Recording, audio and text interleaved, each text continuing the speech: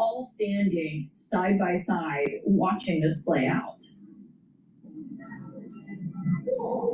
It is, and it comes after days of diplomacy. You know, this weekend, China was hosting this regional security grouping called the Shanghai Cooperation Organization, and the North Korean leader was not in that. He's not a member of that group, but Vladimir Putin was there, as was the Prime Minister of India and leaders of dozens of other countries, and the message there was much more pointed and directed at the U.S. and calling out bullying, in the words of the Chinese leader Xi Jinping, a Cold War mentality. These are all code words that he and the Russian President Vladimir Putin used to criticize international relations that they would argue have too long been dominated by the U.S., effectively since the collapse of the Soviet Union, and that these two leaders have chafed at, and they have been calling for what they claim would be a more equitable world order, a multipolar world order. So there is a lot of symbolism that we are seeing over the course of the last several days, from diplomacy now to military might. Caitlin. Yeah, Ivan Watson will continue to check back in with you, keep us updated with what you're seeing on the ground in Beijing and on these just striking images that we're seeing here. I also want to bring in CNN's senior military analyst and former NATO Supreme Allied Commander, Admiral James Stavridis, who's joining me this hour. And Admiral, I mean, just to what Ivan was showing there, I mean, these pictures, just to see Kim Jong-un, Xi Jinping, Vladimir Putin all together. As someone of your experience, how do you see these? What does that say to you? What message does it send? Let's start with the iconography here. Pretty powerful. You're seeing very capable, very sophisticated military aircraft. You're seeing bold young Chinese soldiers leaping into armored personnel carriers. I'll just make a side point here. China has not been in a significant war since the Korean War. They don't have a single admiral or general who's ever been in combat. They have had a dust-up with Vietnam in the 1970s, a border skirmish with India. They're not an inexperienced military. You can make the argument, Caitlin, that's to their credit. They've avoided war. But significantly, if you had to stack up the U.S. armed forces, like it or not, we're a highly blooded armed force. We're quite experienced. I think that's a factor worth considering. Where I want to park is Ivan's excellent point about the diplomacy that preceded this. I'm less concerned about the parades and the sharp-looking troops and the jets. What I'm concerned about is the way, in particular, India and Modi appear to have really aligned themselves with China and Russia. That's where we really ought to focus here, less on the military parade, more on the diplomacy. Can I ask you that? Because the president actually just, clearly is also watching this and said tonight, the big question to be answered, I'm quoting President Trump now, is whether or not President Xi of China will mention the massive amount of support and blood the United States of America gave to China in order to help it secure its freedom from a very unfriendly foreign invader. He goes on to say, may President Xi and the wonderful people of China have a great and lasting day of celebration. He says, please give my warmest regards to Vladimir Putin and Kim Jong-un as you conspire against the United States of America. That would be kind of the ultimate mixed message as far as I'm concerned. There is no doubt that Vladimir Putin is a malevolent force in the world. Kim Jong-un is running a criminal enterprise disguised as a nation, and both of them are being supported by China. That's unfortunate from a U.S. perspective. What we ought to do about it, Caitlin, back to India, we ought to do everything we can to kind of pull India, the world's largest democracy, back toward the West and allowing them to drift into the orbit of Putin and Xi. Enormous diplomatic mistake. Yeah, and of course, India is facing huge tariffs because of that. China is not facing tariffs because of the oil it's getting from Russia. Admiral James Stavridis will continue to watch all of this. It's always great to have your expertise here on the show, so thank you for joining. Thanks, Katie. Hello, my name is Dr. Paul Cottrell, and we are live streaming on Rumble, YouTube, and on my website, the-studio-reykjavik.com. We are doing this live stream on September 3rd. I will also replay this live stream on the multiple channels I have. So please subscribe to all the channels. I have 4 channels on YouTube: Brighteon, Bitchute, and Rumble.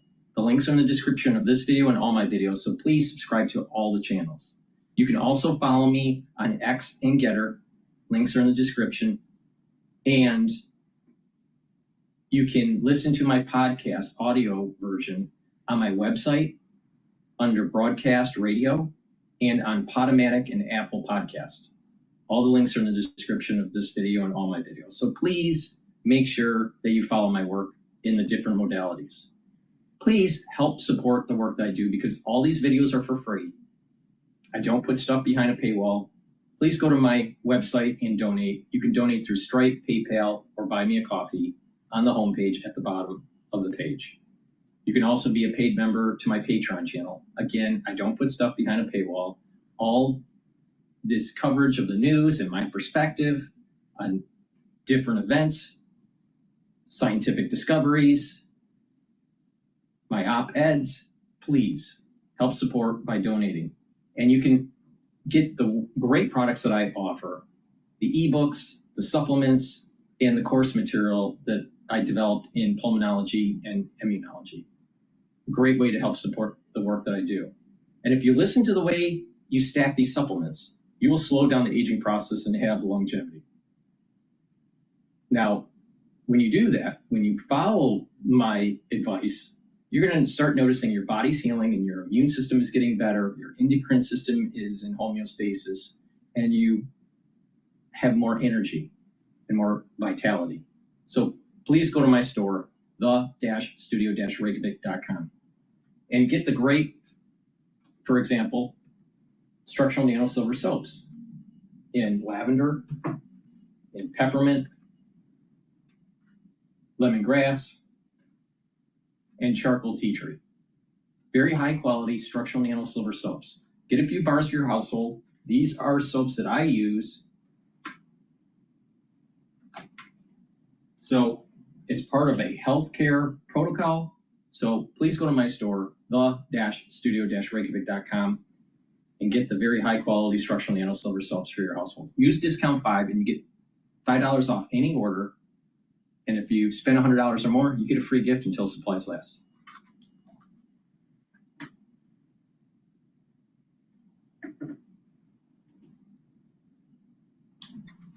Joining us right now with a look at the interest rate environment, President Trump's executive order aiming to broaden access to private markets and retirement plans, and so much more. We got a lot to talk to with this gentleman, Mark Bitchute, your co-CEO of Blue Owl, oversees 200. I can't even believe this number now. This is crazy. We've known you a long time now. $284 billion in assets under management, sir. Great to be here. Congratulations on that. Thank you.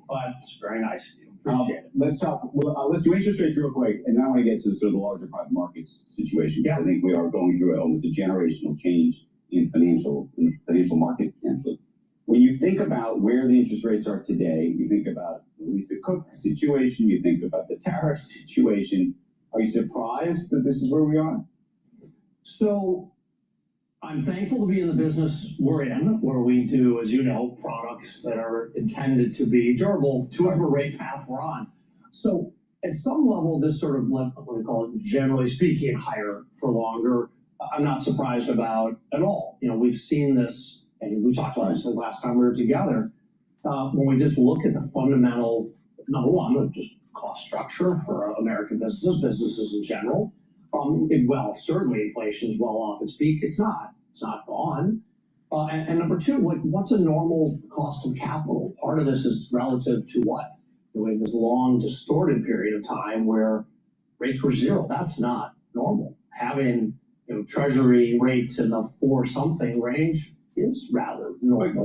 But given everything you know from your own portfolio in terms of how businesses are doing, do you look and say, Jay Powell's too late and he really needs to cut interest rates? Or do you say, I don't know, I want to wait it out?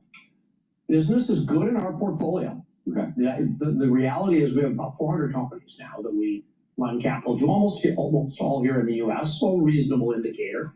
And business is good. I mean, the last quarter's performance, on average, we had businesses were performing basically double-digit growth. And so does that suggest, what does that suggest? Well, suggesting the economy is sound and You don't need to- solid. So You don't need to go lower.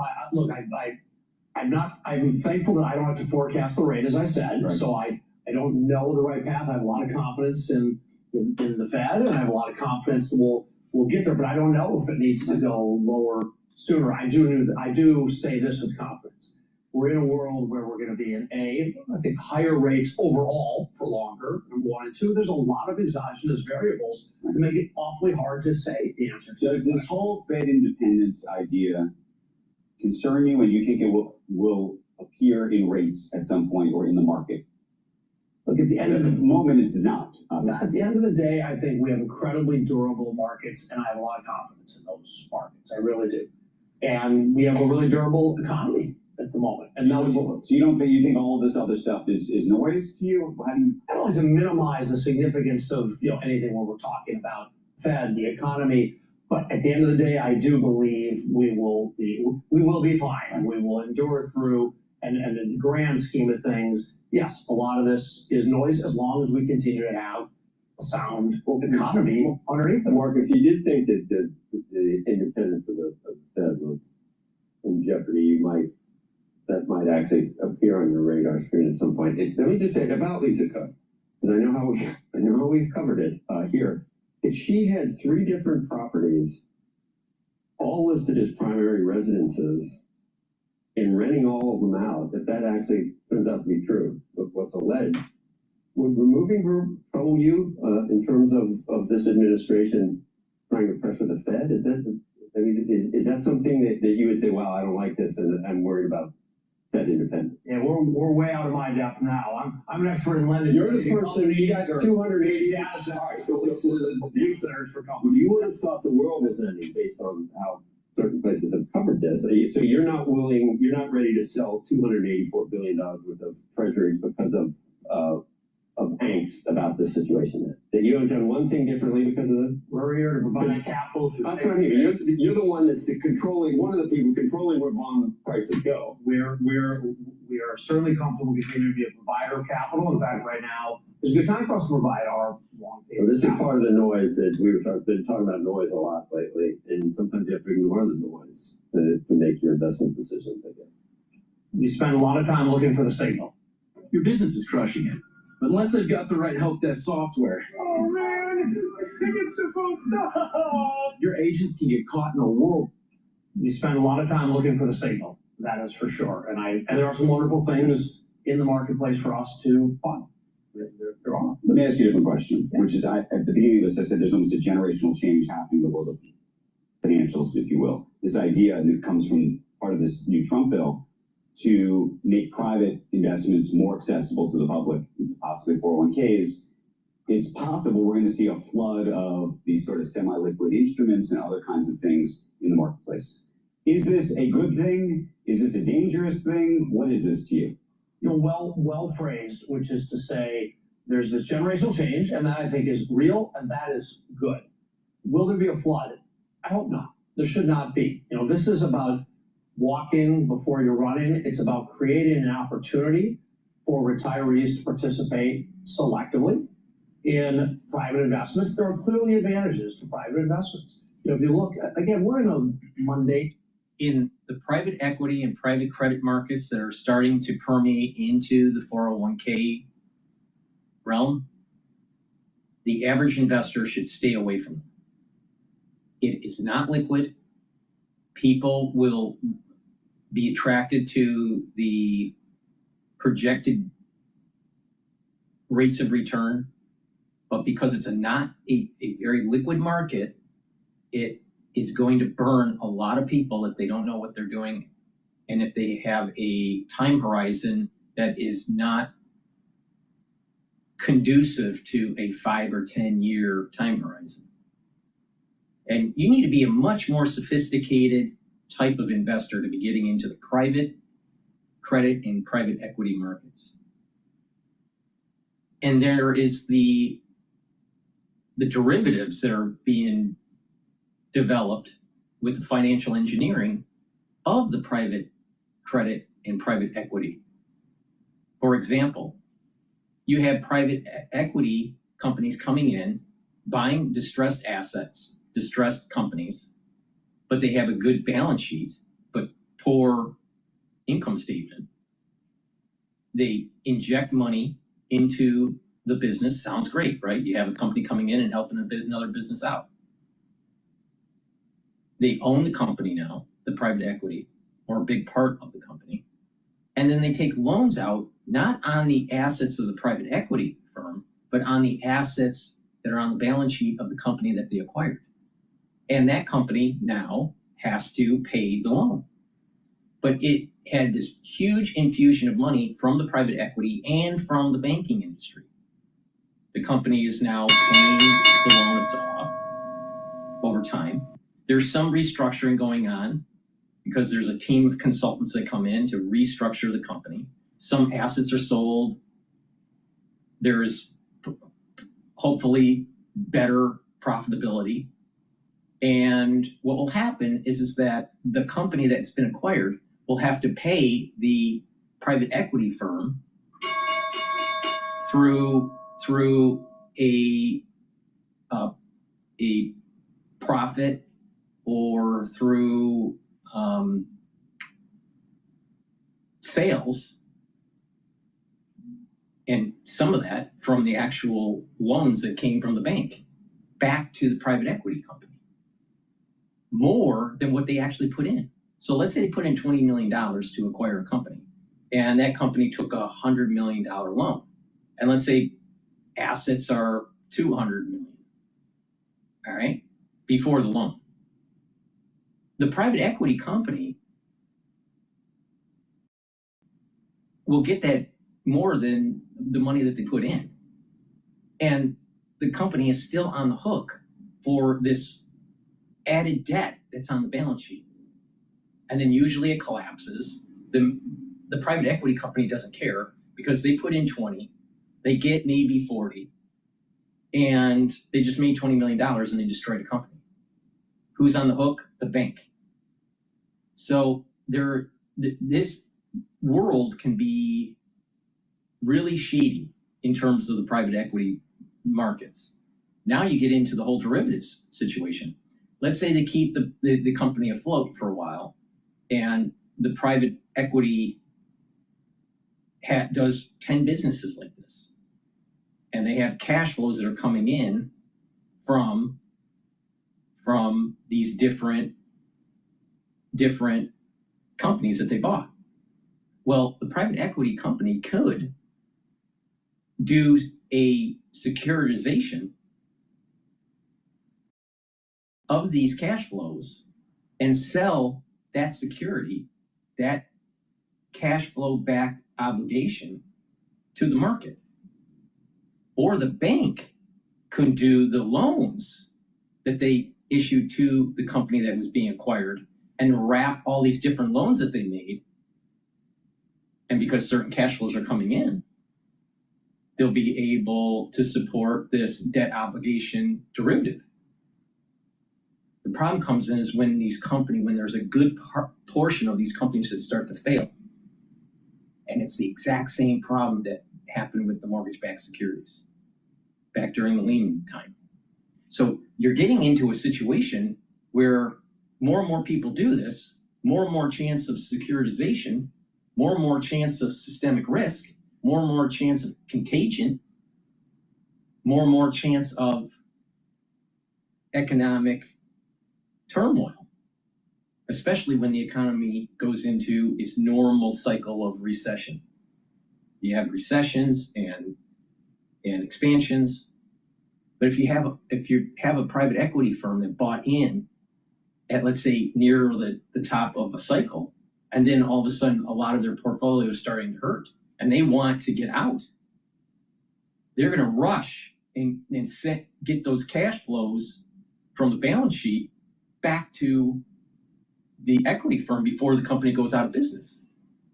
And when a lot of these private equity companies are doing that, then you're going to start seeing that these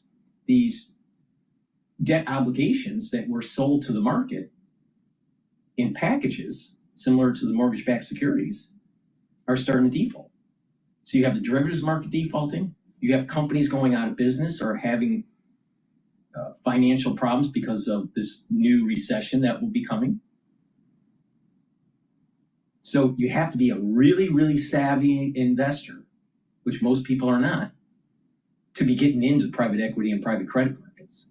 So my recommendation is never, ever, ever, ever, ever, ever put your 401k in a private equity or private credit fund. It's a scam. Side of the private investment world, right? We do things like direct lending. But in direct lending, the data over any This whole direct lending is the private credit aspect. Same issue with the private credit. And they're not regulated like a bank. So obviously, if something's not regulated, you're going to have a problem. In addition, the private credit and the private equity markets are not liquid. There's not a clearinghouse for it that's to be able to buy or sell easily the underlying of the because it's private. When you're trying to sell business, do you think it's really that liquid? It's not. A home is not really that liquid, but a business is even more illiquid. So when you have a derivatives market that could easily seem liquid in the financial markets, become illiquid very quickly. The underlying of those derivatives are very illiquid. And a lot of these funds, a lot of these private equity funds, private equity companies that you invest in, you can't pull the money out until 5 years. Well, that doesn't seem that safe. It's a scam. It's a scam. A lot of people are going to fall for it, and there's going to be problems. Now, people like myself see this. If a lot of people go into this, then there are going to be a lot of people that are going to start waiting for the stress, especially during a recession, and then short the market, and you're going to make a lot of money.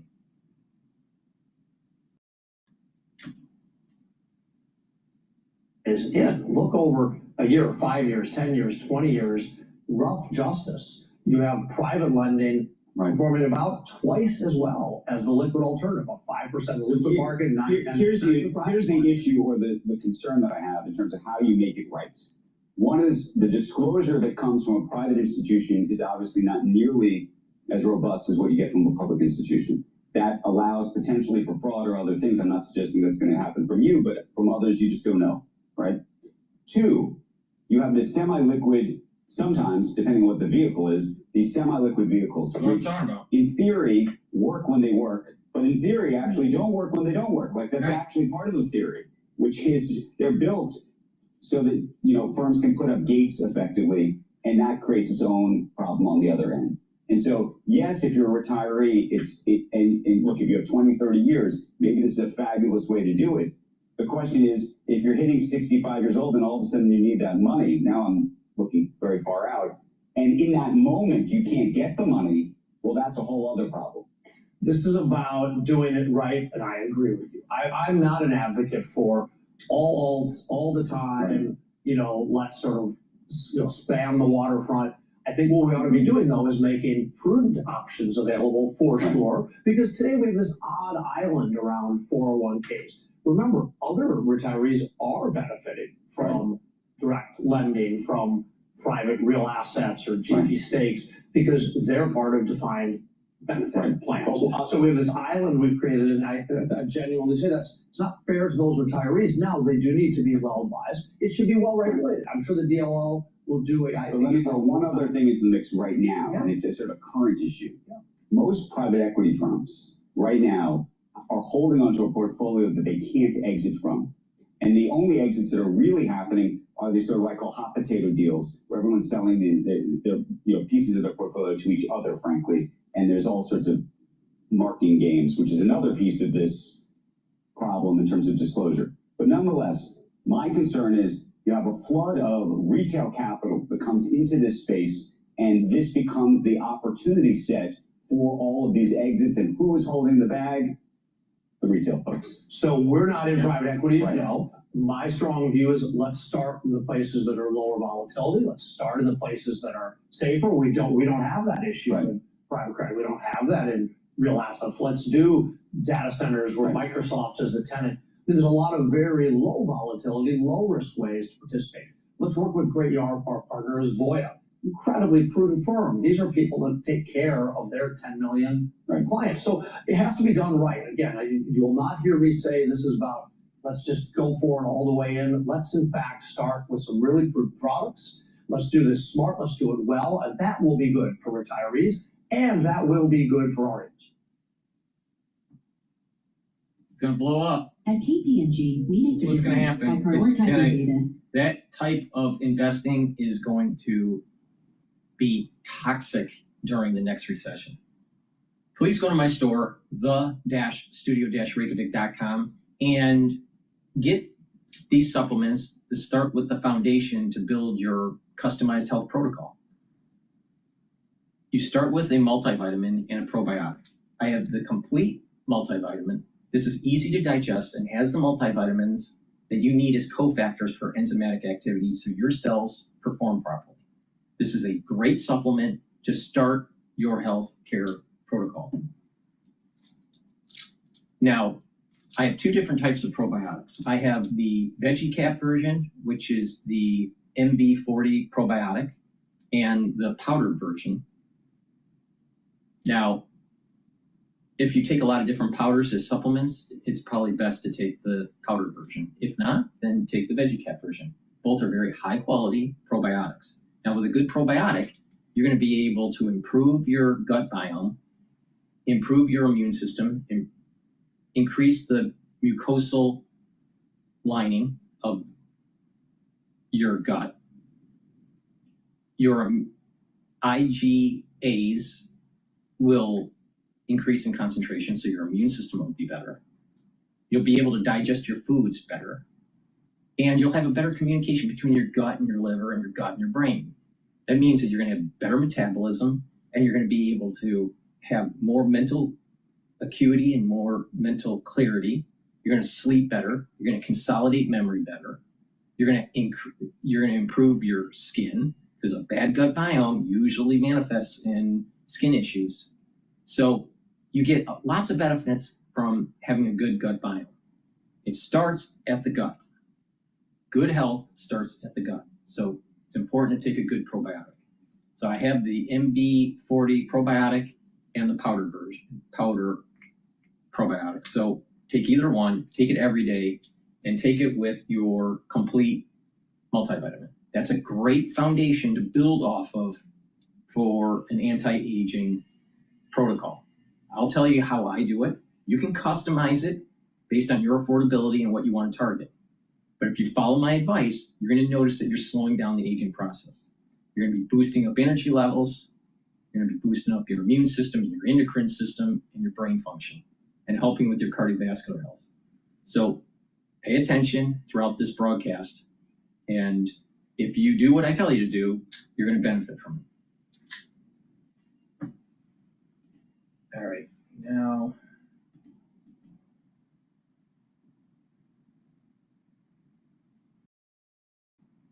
Let's listen in to Avenue Capital. With YouTube Premium, watch ad-free videos and listen ad-free on the YouTube Music app. That's right, one subscription, 2 ads. Let's talk markets, the Fed, investing in sports, and much more. Joining us right now is Mark Lasry. He is Avenue Capital Group Chairman, the CEO, and the co-founder. Also a good friend of Squawk, and it's great to have you here, Mark. My pleasure. Thank you for having me. I want to dig into sports, but let's hold off on that because I think it's probably more important to talk broader markets right now. There's a lot of questions about what's going to happen with the tariff right now. Yeah. Those questions didn't seem to do very well for the stock market yesterday because it just means more uncertainty. You're on the record from back in March saying that all of these tariffs would not be good for the economy, that it would be very hard for the economy to survive with them. Have you changed your thought process after what you've seen the last 6 months or so? I've actually been surprised at how resilient the market is. I really have. But I do think as you have higher tariffs, you just have higher pricing. And the economy has been able to deal with that. So I guess for me, I actually thought if you had higher tariffs, you're gonna have lower rates. And you're still a little ways away from that. But everything's about the economy. So if the economy is holding up, tariffs are fine. If the economy isn't holding up, then you better either have lower rates or lower tariffs. What do you do as an expert in distressed debt? Where do you find things these days? Where are opportunities? Have you been irritated that you haven't been able to find better deals? Yeah, it's harder. I'm not going to tell you it's not. You need problems. So I think for us, the only thing we're really doing today is more, there's less distress, but you're lending money. People need capital. They need short-term capital. So we've been doing that. You've got more opportunities, I would say, in Europe.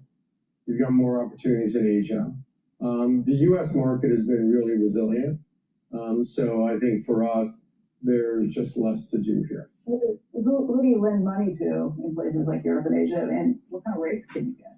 You're able to get about, I would say, sort of 12-15%. Wow, the 15%. Yeah. People need money. They need short-term capital. So people lend. Nobody can survive if they're borrowing money at 12-15 for 5 years, right? Everybody, it's more for a year, 2 years until they sort of turn things around. But a lot of it is they've got the assets there. So for us, we're happy to lend. The problem for a bank is a bank's going to look at that and say, look, I only want to lend to you if you've got a certain amount of cash flow. For us, we're happy to do it based on the value of the assets. Because you get the asset if anything goes awry. If the Fed lowers rates, how does that change that business for you? It changes it. I mean, you're going to be charging less. I mean, normally what you're doing is you're charging somewhere around sort of 500, 700 over SOFR. So wherever SOFR is, it's the same thing for us.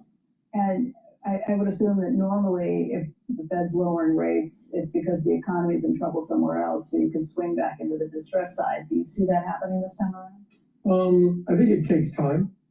I think rates, if they go down, they'll go down about 50 bips. I don't think they're really going to go down 1% or 2%. So I think the perception is that things are going to be better. People will be able to borrow. You need to have rates go down 1 or 2%, which means that there's real problems in the economy. Do market valuations at this point make sense to you? We've heard a lot of people saying, hey, it's really expensive right now, but then we have people saying earnings keep delivering. I think it's expensive. I mean, for what we do, we like to buy things at a discount. I think today it's hard to buy those things at a discount, and that's fine. You just wait. You just have to be patient. I think you get in trouble when you feel like you've got to do things you normally don't do. So for us, if we're not seeing opportunities here, we'll go to Europe, we'll go to Asia. There's always people who need money around the world, and we're a global firm, so we can find that. We just had the CEO of a Blue Owl on, and we were talking just about how in private equity land, there's so many assets that are just locked up. Yeah. Nobody can exit anything right now. And there's also a move afoot to democratize private equity and venture capital into 401k plans and other things through these sort of semi-liquid vehicles. And whether this is going to be a great boon and a fabulous thing for retail investors and others, or this is going to be some kind of crazy exit opportunity for private equity folks who've been locked in something to hand it off to those who may not know exactly what's happening. Look, it's a great question. I think it's hard. I think it's hard to end up having something that is illiquid and very much illiquid, and having private investors come in who love liquidity. That to me is really the issue. It's not being sold, look, give us money and you got to hold on and it'll be fine for 10 years. It's give us capital, that's fine, and we're going to provide you liquidity. Look, to me, you've just got to be logical. If you're giving somebody money for 10 years, you can't expect that you're going to have liquidity next month or next year. And that's what you're having in all these, I think all these programs that are being set up is this perception that you're going to have liquidity when I don't think it's really going to be there. And therefore, that's going to do what? Oh, it's going to take down this whole alts idea. I mean, does it end well? Does it end badly? I mean, I do think long term, you think the idea of allowing people in their 401ks to get access to, you know, opportunities that have worked out a lot better for frankly wealthy people who've had access to it should be a good thing. But you speak to this sort of the peril of it at the same time. I think to me, when you're investing in private equity, you're saying I don't mind having my money locked up for 10 years. Right? I think for small investors, that's just very different. I really do. I mean, because it's not, they don't have access to capital as easily. So if there's a problem and they need that capital, they're going to end up having to sell that at a big discount. And there'll be people like me who will buy that at a discount. And ultimately, that's not great. Now think about what he just said. And this is exactly what I'm saying. It's a scam. What they're going to do is that they're going to have a Joe Public in their 401k or in some sort of, you know, fund that they've created, or the investor, where they buy these ETFs or different private equity companies, all right, and they invest in this. And they buy in, let's say they put $100,000 into an ETF that's tied to private credit and private equity. Now, the investor can buy and sell anytime. But the thing is that these ETFs are the underlying are assets that are wrapped up for 5 or 10 years. And let's say the economy starts to tank and an investor is worried. And so they're going to be quick to sell. And because that underlying isn't liquid, the fall of these ETFs that are tied to the underlying will fall faster probably than the actual broader market. So this is what we call beta. Beta is probably a lot higher with these ETFs that are tied to private equity. So when beta is higher and the market sells off, you're going to lose more money. So the investor, Joe Public, is going to sell. And then this guy will pick it up for pennies on the dollar because he can wait out the mean reversion in the market. They want you to do this so they make even more money. It's a scam.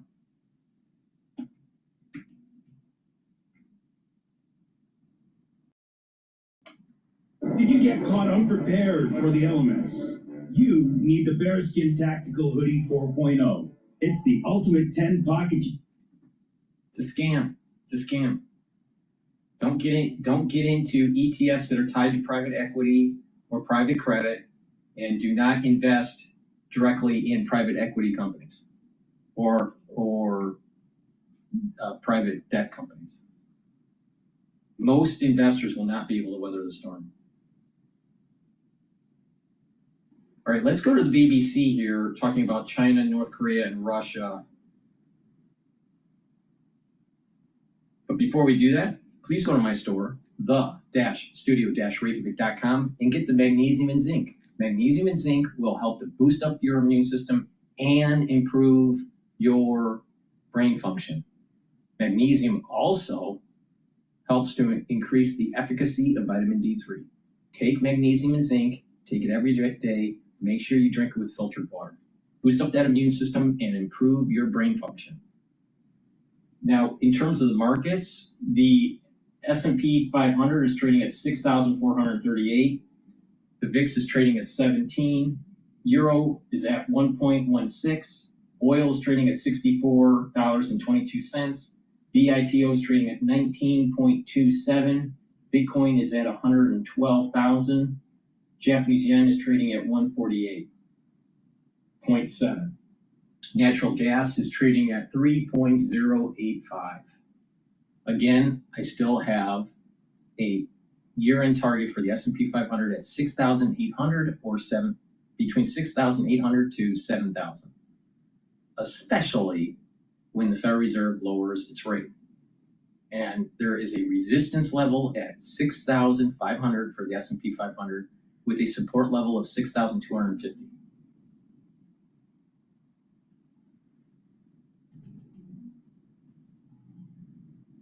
Hello, I'm Lucy Hawkins. Good to have you with us on BBC News Now. Let's take you back to our top story this hour, to China.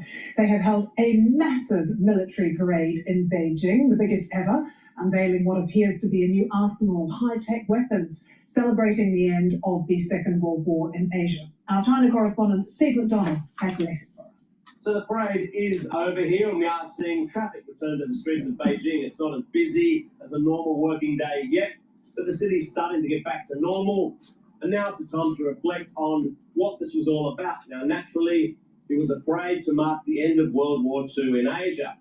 The Chinese government has also used it to show off its latest military kit. We've seen jets, helicopters, tanks, armoured cars, underwater drones, lasers, intercontinental ballistic missiles. For this reason, some have questioned the event and said, really, should and all that money that's going into their military industrial complex was brought to you by Wall Street, telling you that you need to invest in the emerging markets, especially right after Lehman. And that's where you were going to get all your yield. You know what happened with Bernanke when he did all that quantitative easing called hot money? That hot money was taken by Wall Street in funds and moved it overseas to grow the economy in China.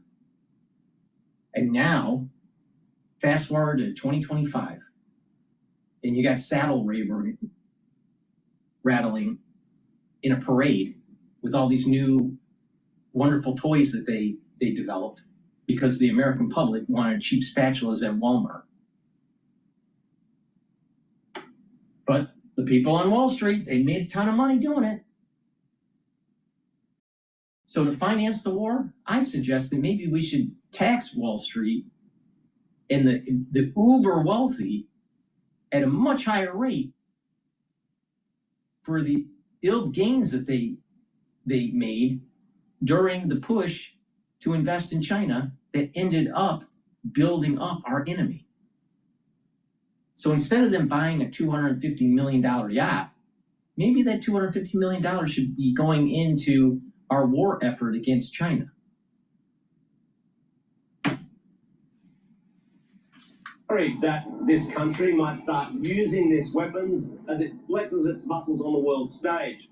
Xi Jinping would say, no, you shouldn't be worried because this is actually peace through strength. Well, that's his argument anyway. Then there's the political aspect of this. China's leader, these other world leaders, including the likes of Kim Jong-un from North Korea and Vladimir Putin from Russia. Now, he's accused of being a war criminal after invading Ukraine, and yet there they all are. It's a kind of challenge to the West, saying we don't care about your sanctions, we can gather like this. And the argument would be that the West's influence is in decline because of the collapse of the leadership of the United States under Donald Trump. The US is going alone, it's putting tariffs on its allies. Here's Xi Jinping with a message of stability. You can rely on this country, and maybe it would be appealing to other countries. And yet others would say that really what Xi Jinping is doing is offering support to other authoritarian leaders. They might not mind though. There they all are up on Tiananmen Gate, watching the parade going through. And yet some in China have also questioned, is this how their country should be portrayed to the rest of the world? Military parades in this day and age? Isn't it something out of the Cold War? What about the new China, the China of ideas? Whatever happened to that? And yet others, of course, especially those with a bit more of a nationalist bent, might love it. They might think, you know, people used to walk all over us. Now China fears no one. And look at all that equipment. Of course, the Chinese government, if the worst from all of this is that others would fear them, maybe they'd take that. Of course, one of the key messages from today is that you can't push China around anymore. Super dawn there in Beijing. President Trump, of course, not at the parade. He's made his views clear, though, on social media, talking about how many Americans died in China's quest for victory and glory. Let's have a look at this post on Truth Social, where he said President Xi and the wonderful people of China had a great and lasting day of celebration. But then he ended the post by saying, please give my warmest regards to Vladimir Putin and Kim Jong-un as you conspire against the United States of America. The Kremlin's responded, saying Mr. Trump's comments were probably an ironic joke. Let's speak to Naomi Lim now, White House reporter at the Washington Examiner. Lots of different views on what exactly it is President Trump meant in this social media post. Naomi, what do you think? What are others saying? So I have asked the White House for clarification on it because it is a little bit different from what we... The United States in the Pacific lost a lot of soldiers to fight against Japan. Now, in addition, it was through Nixon and Kissinger that opened up the gates for Mao to get more integrated. Now, we use that as a Cold War strategy to wedge between China and the Soviet Union at the time. But the United States is what built up China, not the Chinese building up China. Now, unfortunately, stupid people like from the administration of Clinton thought it was a great idea to ship jobs overseas. Now, when you don't make something, you don't innovate. See, there's invention and innovation. Most economic growth doesn't come from invention, it comes from innovation. And innovation is little improvements of processes, of materials, of how something's made. And it eventually evolves, and it creates a lot of economic clustering. You get more benefit through innovation than invention. But you have to make it and design it to have innovation.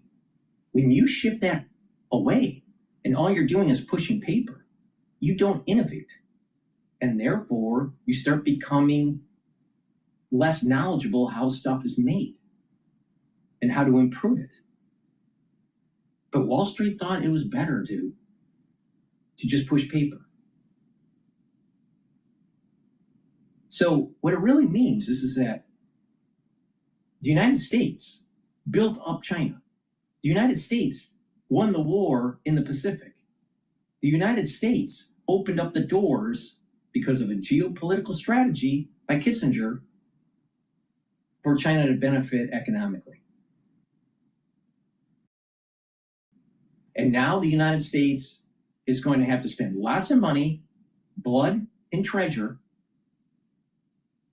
to circumvent the rising of China's military industrial complex. Because you needed to buy cheap shit from Walmart.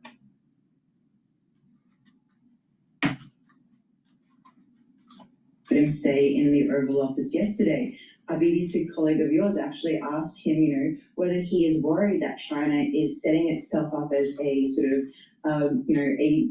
another option in terms of leadership in the world. And he downplayed the concerns. He sort of said, no, he doesn't believe that is the case. In fact, China needs the US, whether it's economically, particularly as the tariff war and trade deals are ongoing. And so I think that, there's this sort of, approach to foreign policy within the Trump administration that I think they're still figuring out, because we even saw in the Oval Office yesterday, I assumed going into the day that they would try to, portray strength or something like that to, create this political split screen from what we've been seeing all weekend from China.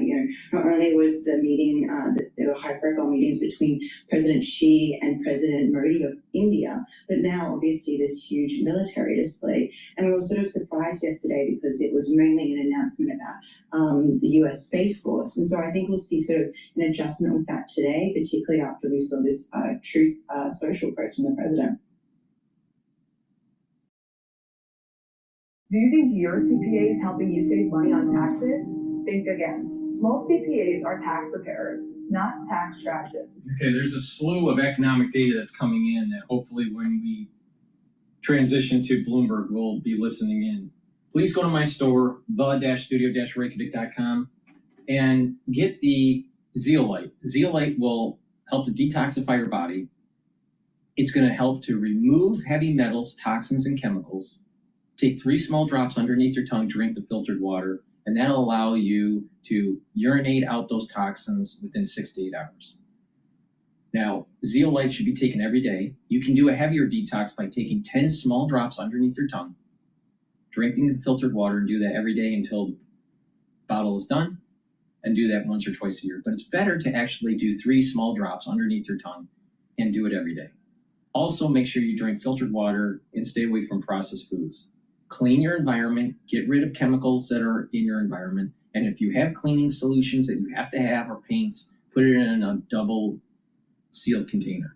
So please go to my store, the-studio-reykjavik.com, and get the zeolite. Very high quality way to detoxify your body.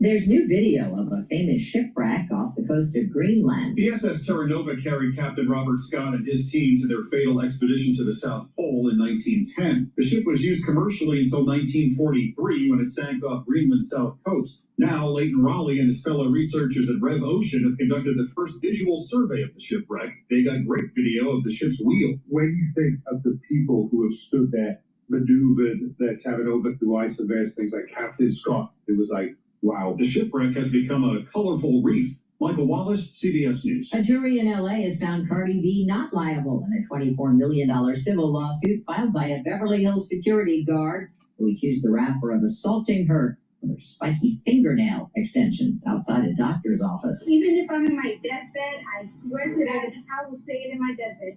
I did not touch that woman. Deborah Rodriguez, CBS News. This is Bloomberg Intelligence with Scarlett Fu and Paul Sweeney. How do you think the Fed is looking at tariffs, the uncertainty of tariffs? Let's take a look at the sectors and how they performed. A lot of investors getting whipsawed every day by news events. Breaking market headlines and corporate news from across the globe. Could we see a market disruption, a market event? Are people just too exuberant out there? We see some so-called low-quality stocks driving this short-term rally. Bloomberg Intelligence with Scarlett Fu and Paul Sweeney.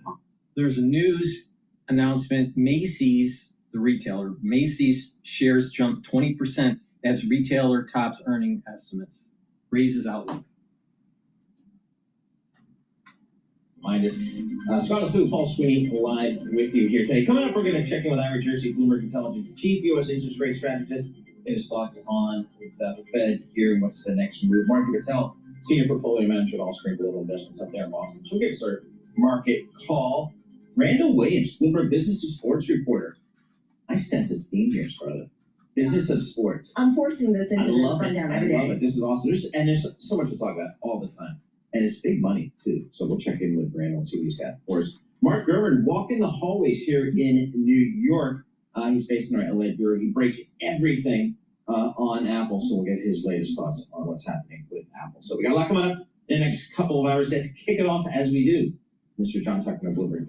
All right, this Bloomberg Business Flash, guys, brought to you by IBKR Financial Advisors. Switch to Interactive Brokers for lowest cost global trading and turnkey custody solutions. No ticket charges, no conflicts of your interest. Learn more at ibkr.com/RIA. We're data dependent, so let's start there. This is the job opening labor turnover survey. Coming in lighter than expected, an annual rate of 7.181 million. The expectation was for higher, that close to 7.4 million. Now, having said all that, Mike McKee was in the studio earlier today with us talking about JOLTS, saying JOLTS don't matter because nobody's hiring. So put that in your pipe and smoke it. Google avoiding a breakup. That's enough to power tech hire. Alphabet, right now the best performing individual stock of the S&P 500. They also keep paying Apple to make Google the default search engine. So Apple is higher. Shares right now of Alphabet, Google, 8.3% higher. Apple shares, they're up 2.3%. Dollar Tree, worst performer, the S&P 500, that was down somewhere around 8%. Profit for the current quarter will be a little changed as the lift from price hikes kind of peters out. Earnings outlook this quarter points to a tougher second half of the year. They have Macy's raising its annual outlook, reporting best comp sales in 3 years. Macy's up 18.9%. Overall, the S&P 500 up 23 points. That's a rise of 0.4% at 64.39. The Dow Jones Industrial Average down 182 points, and the tech-heavy Nasdaq 100 up 177 points. That is up 0.75%. I'll leave you with the yields. The 30-year, it was brushing against 5% earlier. Right now, 5 basis points lower. It is at 4.91. A lot of corporate issuance this week as well. We check the markets for you all day long. Right here on Bloomberg Radio, I'm John Tucker. That's your Bloomberg Business Flash. Scarlet and Paul. Day 2 of Scarlet. Exactly. It's even better. Are we going to keep counting down like every day? Oh, yeah, John. Oh, yeah. Absolutely. Day 327. Like day 28. John Tucker, thank you so much. We appreciate that. As John was just saying, red and green on the screen. Let's take a look at some of the stocks on the move today. I'm Paul Sweeney alongside Scarlett Fu. We're joined by Bloomberg's Christine. Christine, what do you think? We got to talk about Google, Paul. Yep. I mean, yeah, top story That's today. as good of a ruling as I think it could have been. Pretty much, yeah. So, and the shares are reflecting that as well. So, Alphabet, of course, the parent company of Google, ticker GOOGL. Those shares are extending gains now, up nearly 9%. So, that opened around 7% higher. It just keeps going. And it is specifically, as Paul mentioned, because of this favorable ruling in its antitrust case, which essentially allowed the company to avoid a forced sale of its Chrome browser. So, that was the most important thing hanging in the balance there. So interestingly, the judge last year, Judge Amit Mehta, actually ruled that Google illegally monopolized the search market through exclusive deals. But then in a judgment on Tuesday, he wrote that the emergence of Gen AI changed the course of this case. Very interesting. So it sounds like he listened to Google's defense. Exactly. And was like, oh, okay, yeah, you're right. Yeah. So it seemed like it was definitely worth it for Alphabet to appeal that case. And no, the ruling, though, will still have Alphabet make some concessions, like including sharing their online search data with rivals and ending exclusive contracts for distribution. But the big prize was avoiding the sale of Chrome. And Larry Page and Sergey Brin, the co-founders, each going to be making, on paper, $15 billion today. Not bad. For the search. Not bad. So they are number 5 and 6 on the rich go top earners, wealth people out there. So there you go. All right, what do you got? Looking at Dollar Tree as well, John Tucker was talking about this earlier today, so let's dig into it. So those shares, ticker DLT, are extending declines, so down just over 8% at the moment. So, John mentioned it was supposed to be a good quarter. They reported a beat and raise quarter, but the kicker was the second quarter EPS. It was a beat of 34 cents, but that also included a 20-cent positive impact from timing of inventory mark-on and tariffs, and the company expects that to reverse in the third quarter. Now, the other thing that analysts are looking at here not so positively is the fact that their comp sales guidance for the full year is at 4% to 6%. But then if you take into account that they already grew more than 5% in the first quarter and more than 6% in the second quarter, that actually implies a little bit of a deceleration in the back half of the year. So Bernstein analysts saying that they're just not convinced that momentum that we saw in the second quarter is sustainable. So we'll see. Campbell Soup. Campbell Soup. All right, here's my Campbell Soup go-to. If everybody's got a go-to, let me know. Manhattan clam chowder. Oh, I love that one. Yep, that's a good one. I really like that one over New England clam chowder, which I feel is Baker too of much. Milano's. See, that's my go-to. I'm not going Campbell's for soup, but yes, Campbell's, ticker CPV, those shares are up more than 4%. And, the focus here is, of course, second quarter adjusted EPS at 62 cents, beating estimates for 56 cents. And according to CEO Mick Bakehausen, that's hysterical, Mick Bakehausen, the bright spot for the company was cookies. We're going to go to MSNBC talking about the parade in China. Yes, I'm on road. They say GLP-1s for weight loss is a shortcut. So let's get to our top story. Dozens of world leaders gathered in China as President Xi Jinping showcased his country's military force. Russia's Vladimir Putin and North Korea's Kim Jong-un attended the massive parade to mark the 80th anniversary of the end of World War II in Beijing. Fighter jets, tanks, and because they had so much to do with Japan losing, yes. thousands of troops marched across Tiananmen Square. The event appeared to send a message to Western countries that China can be a formidable military adversary. President Xi even told spectators the world is facing a choice between peace or war. In response, President Trump wrote on. But the Americans, through their FDI, especially with the hot money, when Bernanke was printing at the Federal Reserve after the Lehman crash, built up China. That's what the United States did. And now the United States has to destroy it. Truth Social, quote, please give my warmest regards to Vladimir Putin and Kim Jong-un as you conspire against the United States of America. That's all very Ian, as you see that picture of those three men walking up the red carpet together, as you saw Putin holding hands literally with Modi a couple of days ago, and this group of leaders that have gathered now in Beijing to watch the military hardware pass today. If you're sitting in Washington right now, what do you see?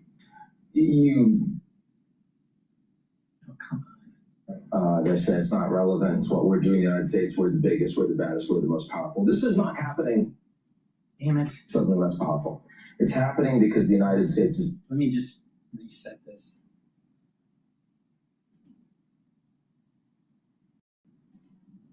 Around the world is less predictable and less reliable by its adversaries and by its friends.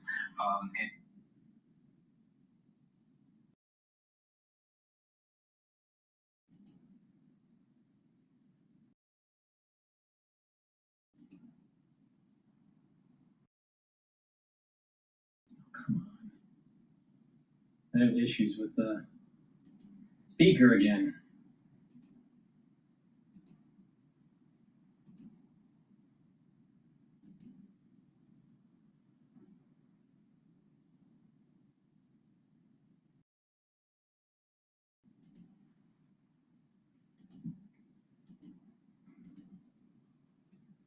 The most powerful. This is not happening because the United.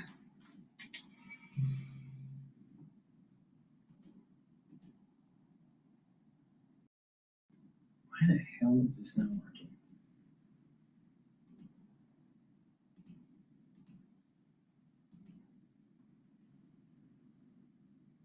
Not going anywhere. Jinping not going anywhere, right? He's leader. Aren't seeing that. They don't care. They said it's not relevant. It's what we're doing in the United States. We're the biggest, we're the baddest, we're the most powerful. This is not happening because the United States is something less powerful. It's happening because the United States is perceived around the world as less predictable and less reliable by its adversaries and by its friends. And Xi Jinping sees an opportunity. Communist Party not going anywhere. Xi Jinping not going anywhere, right? He's leader for life. He's ended term limits. And his ability to say, I'll continue to stand strong with multilateral institutions. I'll continue to agree with treaties that I've signed, that my country signed over decades. You should be betting on me, even though I'm small. By the way, it's just explain to our friends that are watching today, it's not just other autocrats who say that. It's governments in the Middle East.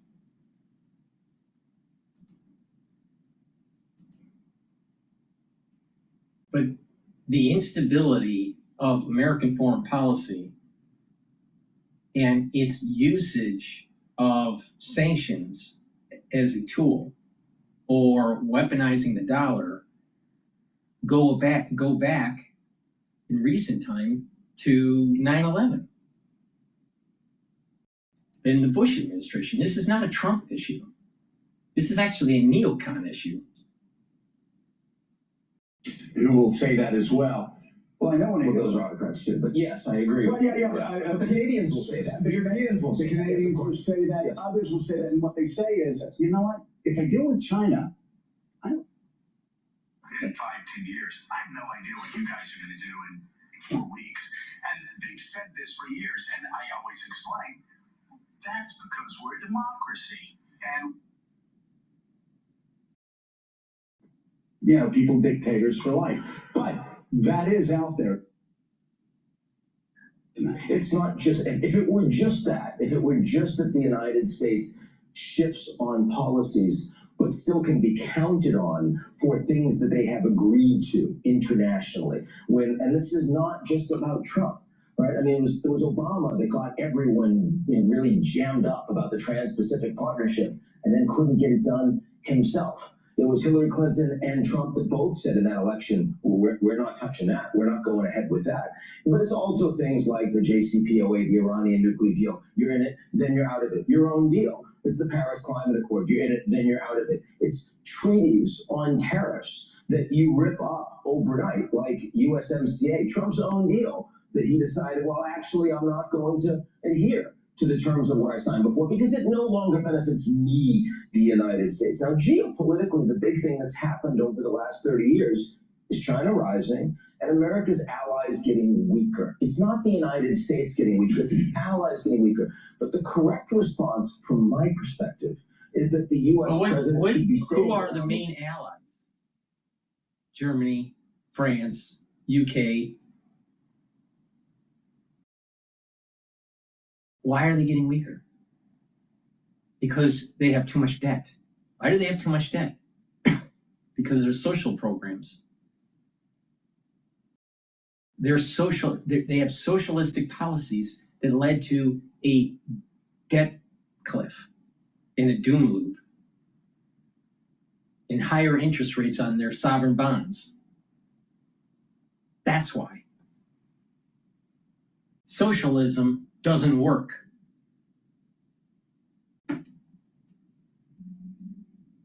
We want our allies to be stronger. Right after World War II, what did we do? We wanted our allies to be stronger. Here, we're saying, no, we have a sense of grievance. We want to ground our allies into the dirt. Doesn't matter whether you like us or dislike us. No, wait.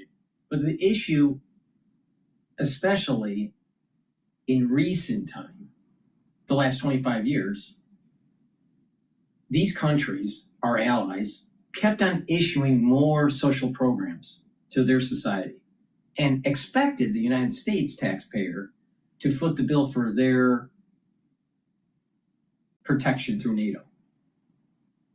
So they should have been more an equal partner, or at least paid in at the appropriate level into NATO, instead of thinking that the American taxpayer is just going to keep on doing it and that they can issue these bonds and provide social programs to their society that they can't really afford.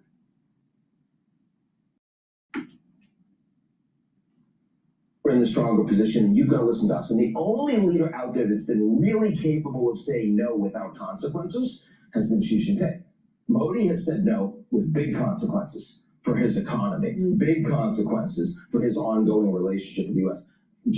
In Brazil, Lula has said no with big consequences, right, for his country, for his economy. Xi Jinping has said no. Turns out he has the cards. His ability to cut the Americans off with licenses on critical minerals and technology that is well beyond what the United States or anyone else has on post-carbon energy made Trump back down and say, okay, I want a summit. I want to engage. And I will even take off the export controls on semiconductors that have been the critical advantage the U.S. has in maintaining a lead on artificial intelligence. Well, it turns out in Beijing, you've got a country with the cards. In the United States, you've got a country with the cards. And everyone else is trying to figure out a way to navigate this. This isn't a new Beijing-led order, but it certainly isn't a U.S.-led order, and that's what I think we're all dealing with. And Jay Robinson, to Ian's point, it's sort of unthinkable that collection of world leaders could occur if it weren't for some of the tumultuous stances and policies of President Trump. But we had an war in Ukraine, of course, shadows the gathering today. Vladimir Putin there, unbowed, just a few weeks from Anchorage. He hasn't done anything to take a step towards peace. In fact, only accelerated his attacks in Ukraine. And one has to wonder, with that display of Chinese military hardware, how this is being perceived in Taiwan. Right, exactly. In Taiwan, I'm sure they look at this in horror, and they say we are next. We're on deck. I mean, I try to imagine the private conversations between Putin and Xi, and they must be saying, can you imagine our luck, right? Can you imagine, because the United States is making it so easy for them. We're making it easier for Putin to continue this war of conquest in Ukraine. We're making it easier for China to go out and say, look, we're the dependable ones. We will keep to our promises and our commitments and our treaties. You really need to deal with us because the United States can't be trusted, can't be relied on, and they have a point right now. And so we are just making it easier for these autocratic adversaries. Look, they're not defining the whole world order at this point, but they have carved out a big space for themselves in the developing new world order that will be difficult to reduce. Elizabeth, one thing I think that we can all agree on, that the United States needs more friends around the world. We've been dropping friendships, apparently, for the last couple of years and longer than that. But one of the more critical friendships that would need to go on if we want to continue to prosper in this country is the friendship between the United States and India. And the rupture between the relationship between President Trump and Modi bears ill will for this country. I wonder, in your opinion, what do you hear in Washington about that rupture of the friendship in terms of its long and short-term relationship with India? Well, I lived in India for 3.5 years, actually, in the 1980s. So this is kind of an incredible turn of events because for so long the United States was leaned towards Pakistan, but then over the years there was a real embrace of India as a counterweight to China, and that continued until fairly recently, and until there was a very bad conversation between Modi, the Prime Minister of India, and Donald Trump. Donald Trump wanted credit for solving the latest flare between India and Pakistan, and felt that he deserved credit for it. He also wanted Modi to nominate him for a Nobel Peace Prize, as Pakistan had promised to do. It's hard to believe that this is something that made a difference in their relationship, but apparently it did. But there's been a real rupture. What you see in these pictures, these incredible videos out of Beijing, is just this parade of autocrats who have been pushed together in many cases by Donald Trump. Look what happened, after Anchorage. Nothing happened, and there is Putin holding hands, with Xi. The other thing I just want to say, looking at these videos, is remember the military parade that we had in Washington over the 4th of July? I have to say, the U.S. military is the strongest in the world. I used to cover the Pentagon, but the Chinese know how to put on a military parade, quite different from the one that was carried on in the United States. We don't have goose-stepping troops in the street, and we don't have that kind of precision. So it's a big show for China. Ian, I'm reading a report here. Jake Sullivan, of course, former National Security Advisor, says that business dealings may have something to do with Pakistan, with the crypto deal. Yeah. The Trump family, according to reports, and to have a major windfall from a crypto deal with Pakistan. I'm glad you brought that up. It's Jake Sullivan who brought it up. But we are on the table here, right? I mean, the fact is that most of Trump's foreign policy, first term and this term, a lot of it is capricious, a lot of it is driven by what he wants personally and whether you as a leader are suitably deferential. But it's not necessarily business driven. Here, we have a geopolitical shift that arguably personal business of Trump's family extended network is actually driving a change in U.S. policy that does matter. I don't believe that the rift between the United States and India, Trump and Modi, is only about the fact that Trump wanted a Nobel and Modi said, I'm not going to give you credit. This was just India and Pakistan. Frankly, the truth is somewhere in the middle there. The U.S. was involved with Pakistan. Which, by the way, the Pakistanis said yes, you should get a Nobel Prize. The Pakistanis did a crypto deal. The Pakistanis said they would do a rare minerals deal.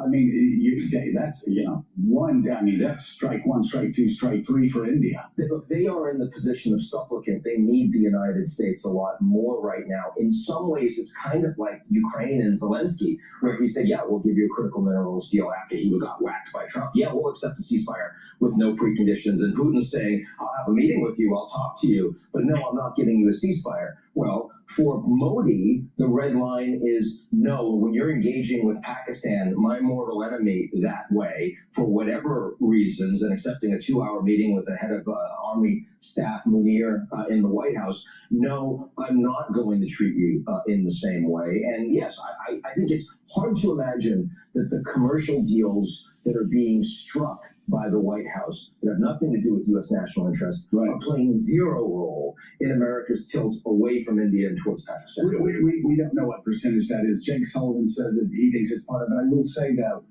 that there is an obsession. I know John hears this just as well. There is an obsession on the Nobel Prize.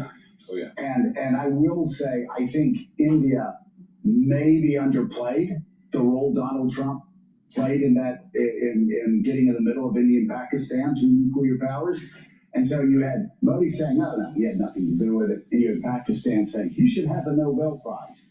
And the feeling that sort of like when the Saudis projected Donald Trump's image up, on his first foreign trip in the first term, that's a leader that, and a government that knows how to play Trump. The president's been fishing about for that Nobel Prize, talking about the 7-8 awards that he spoke about it yesterday, saying he deserves one. Talked about it yesterday. I deserve one. He's talking about all the wars he solved. I think we should reserve the Nobel, perhaps, Ian, for the time when India and Pakistan have a lasting peace. But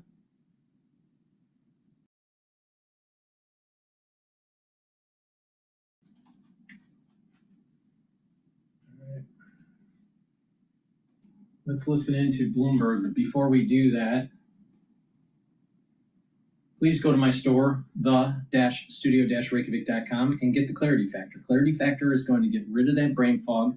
It'll allow you to concentrate on tasks at work or in school or even at home. You can take this at almost any age, if you're an adult, and drink it with filtered water. What this will do is get rid of that brain fog, help support memory, and over time, what you're going to notice is you're going to be thinking faster. In addition, you're going to be creating new dendritic connections. And when you have positive neuroplasticity, your cognition is quicker. Your memory is better. So please go to my store, the-studio-reykjavik.com, and get the Clarity Factor. Make sure you drink it with filtered water.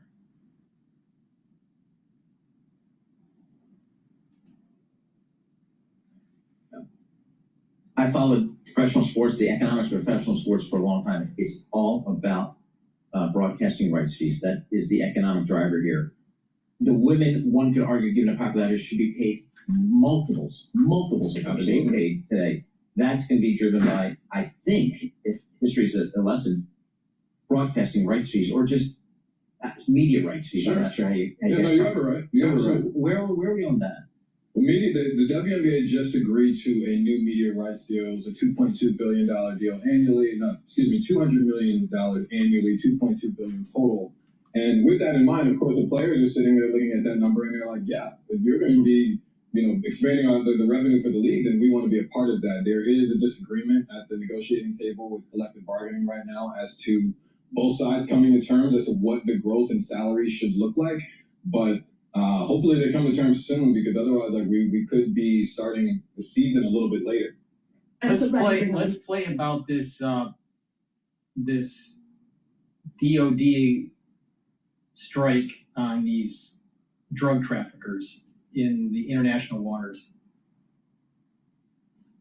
Fox News reporting that President Donald Trump shared this dramatic video of a U.S. military strike that blew apart a Venezuelan drug boat in the Southern Caribbean. It left nearly a dozen suspected Tren de Aragua narco-terrorists dead. The president later shared a video of the strike on Truth Social, confirming the blast occurred in the Southcom area of responsibility, while Fox News reports the terrorists were in international waters transporting illegal narcotics to the U.S. A lot of questions surrounding this video and what the Trump administration did. So we want to play out the very latest from this Wednesday morning as Pete Hegseth joined alongside Fox and Friends with an exclusive interview. Take a listen. Morning. So the president Great to put see you that, all. good to see you too. Thanks for your service. The president put that video of him eviscerating, blowing up that boat coming across with all of the drugs on board. And the president said on social, on Truth Social, let them be on notice to anybody bringing drugs to the U.S. Beware. So the president is sending a message to other cartels, right? A very clear one. I can tell you that was definitely not artificial intelligence. I watched it live. We knew exactly who was in that boat. We knew exactly what they were doing, and we knew exactly who they represented. And that was Tren de Aragua, a narco-terrorist organization designated by the United States, trying to poison our country with illicit drugs. Last year, under the Biden administration, all 4 years, 100,000 Americans died from drug-related from drugs, from the use of drugs, many of which poured in from Central and South America through our southwest border. Now, we're sealing the border, but President Trump is willing to go on offense in ways that others have not been. And to send that clear signal to Tren de Aragua, Cartel del Sols, and others emanating from Venezuela, we're not going to allow this kind of activity. You're poisoning our people. We've got incredible assets, and they are gathering in the region. And so you want to try to traffic drugs? It's a new day. It's a different day. And so those 11 drug traffickers are no longer with us, sending a very clear signal that this is an activity the United States is not going to tolerate in our hemisphere. Well, Mr. Secretary, you made it very clear when we had the opportunity to visit the southern border at Fort Bliss, the Southern Command knew exactly where these folks were and that you guys were going to take them out. I guess the question is, for this operation specifically, was this a drone attack or was this hellfire from a helo? I can't disclose precisely how this went down. I can tell you it was precision. It was very well understood exactly what assets would be used in order to achieve the effect. So that's classified how it was done, but you can see publicly a lot of the assets that we have in the region, which to include, in our view, which holds 2,200 combat infantry Marines and has plenty of its own organic assets. So we've got assets in the air, assets in the water, assets on ships, because this is a deadly serious mission for us. And it won't stop with just this strike. Anyone else trafficking in those waters who we know is a designated narco-terrorist will face the same fate. And it's important for the American people to protect our homeland and protect our hemisphere. So their leader, Maduro, who we put a $50 million bounty on his head, has called out to China for help in this. And China's condemning the U.S. And saying, I shouldn't use the word condemn. They're warning us we should look out for the different countries' integrity. Are you worried about China and their relationship with Venezuela? And how will that affect our policy?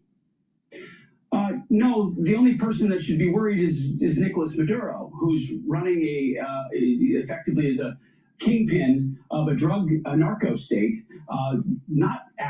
I sense a coup. I sense someone's going to get assassinated in South America. Brought to you by the national security state. Elected and indicted for $50 million by the United States. And we know he's involved in the types of drug running that has affected the American people directly. So China and other countries are going to say certain things, and that's their prerogative. What we have there in the Caribbean is a clear demonstration of military might. President Trump has shown, whether it's the southwest border, whether it's the Houthis in freedom of navigation, whether it's Midnight Hammer in Iran, that the precise application of American power can have incredible impacts and reshape dynamics around the world and in the region. So Nicolas Maduro, as he considers whether or not he wants to continue to be a narco trafficker, has some decisions to make, and that's all I'll say about that. Is regime change our goal there? Well, that's a presidential decision, and we certainly understand the indictment. We understand that $50 million.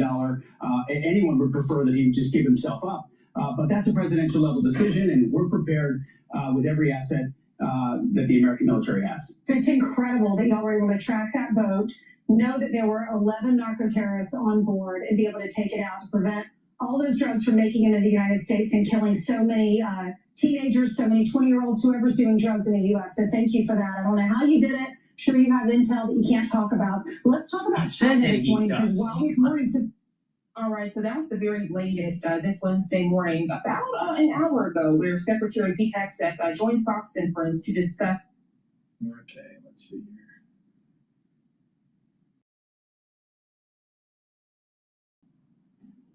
What else is going on in the news?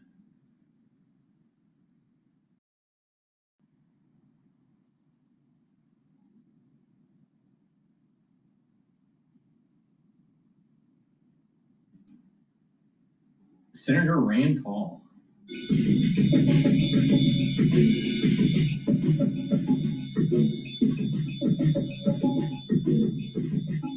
Following the president's announcement that the U.S. would take a 10% stake in Intel, Kentucky Republican Senator Rand Paul called the move a step towards socialism.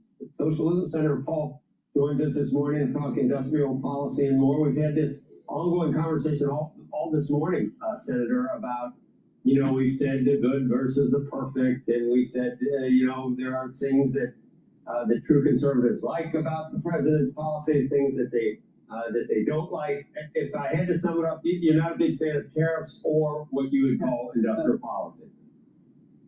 Well, it's not that people in government, bureaucrats, are necessarily stupid or incompetent, but it's a debatable question. But they don't get the same signals. So the reason why you don't want your government to own anything, if possible, or to only get involved with those things that the private market can't, is that the private market sends a constant barrage of signals. And people have to respond to those every day. It's sort of a cruel world the economy is, but that's how we get efficiency, and that's how we get cheap prices for people on different products, is because people, of course, they don't do it out of benevolence. They do it out of this fierce competition in the marketplace. Once you involve government in it, you take those forces away that breed excellence. And so I think it's a big mistake to have government ownership of things. And of course, it's a step towards socialism. What is worrisome is when you see the people supporting the president just sort of saying, oh, no, this is good, and it is good that the government should. And that really worries me, because I worry that the free market movement, the movement that was a big part of the Republican Party, is being diminished over time. I know exactly what you're saying, and just to tell you how I sort of tried to grapple with it, the money was already going to Intel from the CHIPS Act. And free market forces did cause some hollowing out of a lot of our industries, and there are some that it would be in our best interest if we could bring some of them back. So the CHIPS Act was one way of doing it, but it was just subsidies with all these conditions. Once we already earmarked all that money for Intel, isn't it better if the government actually had a stake, and not a stake where they'd be active owners, but just passive owners? The taxpayers or the government owns the state, but instead of just giving it to them, as long as they have child care and DEI, actually have a stake. If we ended it right here, and it wasn't a slippery slope to only 10% of every company, is there any way that's okay? We've been giving poor people Coca-Cola for a long time, and maybe 10% of the money Coca-Cola gets is given to them. Maybe poor people should own part of Coca-Cola. It's a terrible idea. It's sort of compounding one bad idea with another. Okay, we gave them the subsidies. Well, let's rescind that. Let's stop that. Let's repeal the CHIPS Act. President Trump, as a candidate, wanted to repeal the CHIPS Act. He was an opponent of it. Most of the conservative Republicans were opponent of it. So, it's always a mistake to say, well, we have this one bad policy. All right, we'll tolerate a little socialism, but we don't want any more. 10% is not too bad, but 15%, you get to 15%, then I'm going back to being for the free market again. Now, I think it's a bad idea. I wanted you to come on in July, and I told you this was after you once again renewed a criminal referral for Anthony Fauci. This is something I've been talking about, because I saw the smoking gun of him trying to get his colleagues to all say there's no way this was a lab-generated virus. And there's a very good reason for him to have done that after he knew full well that the United States had funded some gain-of-function research. And it was walking and quacking, and it had webbed feet, and everybody knew. And that was, I think that deserves who cares what I think. But what are the chances that he's held to account someday at this point? Never. He'll never be. The big question is the auto pen, whether auto pen pardons are constitutional or legal or lawful. We do know that when President Obama first signed a law by auto pen, when he came back from his trip to India, he quickly that's not the issue. With Fauci, it was crimes against humanity. So even if there was a pardon by the president, which I don't think is legitimate because of the auto pen, but let's just say it was legitimate. Because it's crimes against humanity, there is a higher court that would supersede to go after crimes against humanity. What Fauci did killed millions of people worldwide, 6.5 million and counting. Now, if you add in injury of the inoculations, then you have tens of millions, maybe 100 million. But it's a big number.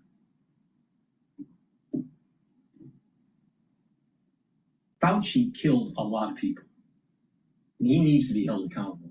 But not just Fauci, also the people that did the gain of function, like Barrick. What about going on a war footing and destroying the Wuhan lab? What about all of those war planners developing systems that are biological as warfare? Hold them accountable too. It's not just Fauci. But no one is going to be held accountable because they're just going to talk about a auto pen issue, which really doesn't mean anything. And this is what I have a problem with Rand Paul. This is the problem that I have with Rand Paul. This is just a straw man right here. You know, there's just nothing there. There's nothing there. They'll talk a lot. They'll just, say, we're going to go after it. Nothing happens. He knows damn well what happened with the national security state and the biological weapons development. I mean, freaking A. Legitimate. So I think there is some question there. I can tell you that we are pouring through millions of bits of data on Anthony Fauci. There will be a subpoena in short fashion, and there also will be news in the next week or two about things that we have found from pouring over the records. There's going to be significant revelation about Anthony Fauci in the next week. Okay. I would be shocked if it's something that they say that I already said 5 years ago. I'd be so shocked. There's nothing new out there. It's all been published. It's all been talked about. I've talked about it ad nauseum. There's nothing new. It's all bullshit. What's going to happen? He's not going to be held accountable. The guy should be hanging from a tree in front of the White House. He should be hung from a tree. A public hanging. That's what should happen to Fauci. Only after but only after he has his due process in court. Either international court or domestic court, I don't care. But the point is, he harmed a lot of people, and he needs to be held accountable. Of RFK Jr. and some of the new rules and some of the new developments we see with vaccines. That's what I think one of the downfalls of vilifying Anthony Fauci too much is that it plays into some of the the people that are total anti-vaxxers. Which I don't know if that's absolutely true. It's absolutely true. the event has polarized the situation even more. You have the spectrum where it's all inoculations are bad, and you have another side of the spectrum that all inoculations are good. But the reality of the situation is somewhere in the middle. And the focus of pro-inoculation or anti-inoculation misses the big point. They made biological weapons. That's the point. But everyone's so focused on pro-vax or anti-vax. Stupid argument. They divided you so you cannot focus on what was important. And they are continuing developing biological weapons. Do you know that the scientific community can take a respiratory virus and put proteins that are from Ebola into the respiratory virus? Do you know that you can actually take the proteins that are in HIV and put them in the genome of a respiratory virus? Do you know what that means? That means you have created what is normally blood transmission pathogen to a respiratory transmission. And the ability to enhance it through AI and Stargate will make it even faster to develop. But everyone was so focused on inoculation, pro-inoculation, anti-inoculation, but that wasn't the real argument. The real argument is AI development enhancing directed evolution. In the middle, isn't there in the way we conduct policy? Well, I'm not anti-vaccine, but what I would say is the same way there's a Trump derangement syndrome, there's a Kennedy derangement syndrome. There are some very specific issues we should discuss, and where I think the facts are on Kennedy's side. Should we mandate vaccines for the reality of the situation is the scheduling is wrong. The scheduling is wrong. The testing, the clinical testing is wrong. It's done without fully appreciating long-term effects and synergistic effects with other inoculations. So these pro-inoculators, they just, they love big pharma. And there's in the scientific community and the medical community, they have horse blinders on and they believe in a dogma. And they're not willing to look in the mirror and say, maybe they're wrong.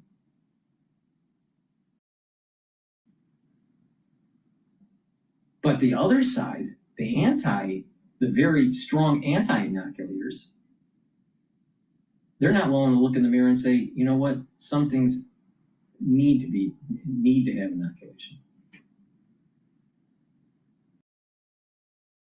So the situation is polarized, people. And you're not looking at the details of what is bad, what is not bad. What should be the scheduling for pediatrics, what should not be the scheduling for pediatrics. I personally think we should go back to a Gen X scheduling for pediatrics. Because most Gen Xers did not have autism. Most Gen Xers did not have obesity issues. Most Gen Xers did not have ADHD. And then you have the scientific community saying, well, we understand and the screening is so much better now, so we just didn't catch it in the Gen Xers. Really?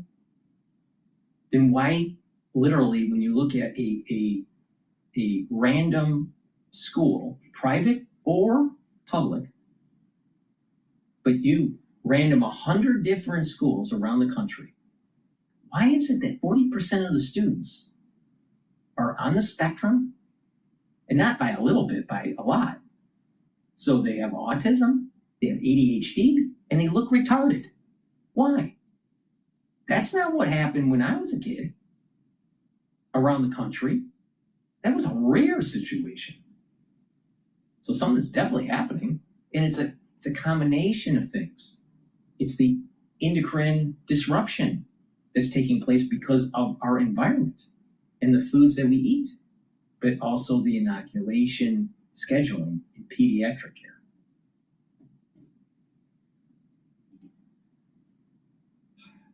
Just so sick of it. It's so obvious.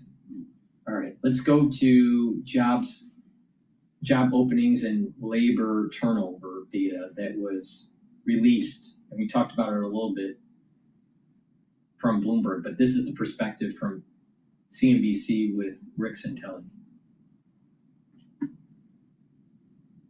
Some stuff just costs more, except airfare. Find cheaper flights this summer on Kayak. Download now. If you're earning 7 figures and still using a basic box-checking CPA, you're leaving over $100,000 a year on the table, and you probably... Santelli, hey, Rick.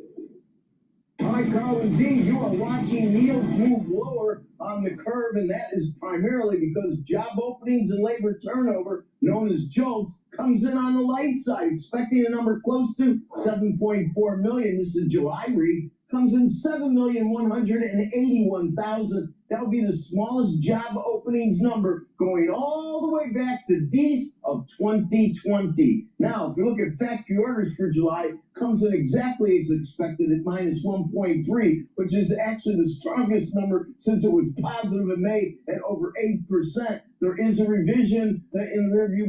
No revisions yet. Factory orders ex trans up 0.6, also exactly as expected. Now, when we get to durable goods, these are final reads. We had mid-month reads. So minus 0.6, positive 0.6, excuse me, remains positive 0.6. That was in the factory orders. Durable goods, minus 2.8, stays at minus 2.8. And what's interesting about minus 2.8 is that is a very weak number. What we've noticed is there's a big tug of war that was going on in durables. We had minus 2.8 on our final July read. If you look at June, it was minus 9.4. That was the worst going all the way back to April of 2020. Then prior to that, you had a whopping 16.5. That was the best since 2014. So the tug of war going on with tariffs and all the issues is finally starting to settle back just a bit. Now, if you look at ex-transportation, we lost the 10 from 1.1 mid-month to 1%.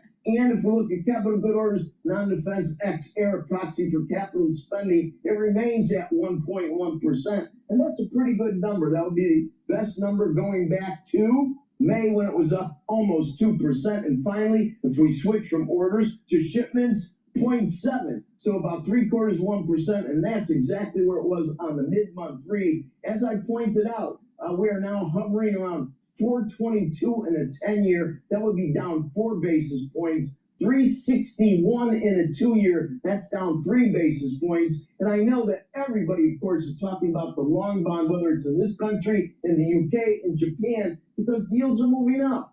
Many want to blame it on what's going on with the Fed and Lisa Cook. Listen, I've been looking at these markets a long time. It's an arbitrage with many of these other overseas 30 years, but 30 years is the benchmark. Look at 10 years. 10 years have been in a squashed range. Don't see any movement in there based on this notion of Fed independence loss. It's actually been quite a consolidated range on a closing basis between 420 and 433. Sarah, back to you. Okay, thanks, Rick. He makes a good point. The Treasury mark, especially the 10-year, is stable. If they were so worried about Fed independence, yields would skyrocket. So if it's at around 4.2, I mean, just looking at this chart right here, this is the price of the 10-year, and the price is going up. Yields are going down today. Please go to my store, the-studio-reykjavik.com, and get the Myotrol. Myotrol is perfect to help build muscle and maintain muscle, help with mitochondrial health. It has flavonoids, polyphenols, and lignans to help with the gene expression to build muscle. You should be taking this if you're 40 years of age or older, male or female. You'll also benefit from Myotrol if you're an athlete. Younger or older, you'll notice that you'll have better gains with musculature and recovering from your workout. So please go to my store, the-studio-reykjavik.com, and get the Myotrol. Also, get the Goodnight formula. This is tryptophan, melatonin, GABA, and passion flower. This will help you to get into 3 to 5 cycles of REM sleep and deep sleep so you consolidate memory, detoxify your central nervous system, and to be well rested. With a good sleep regularly, you are slowing down the aging process, bringing down cortisol levels, and you are improving your brain function. So please go to my store, the-studio-reykjavik.com, get the Goodnight formula, take it every night, and every day with doing some resistance training, take the Myotrol to help build muscle. Please go to my store, the-studio-reykjavik.com. Use discount 5, you get $5 off any order. If you spend $100 or more, you get a free gift until supplies last.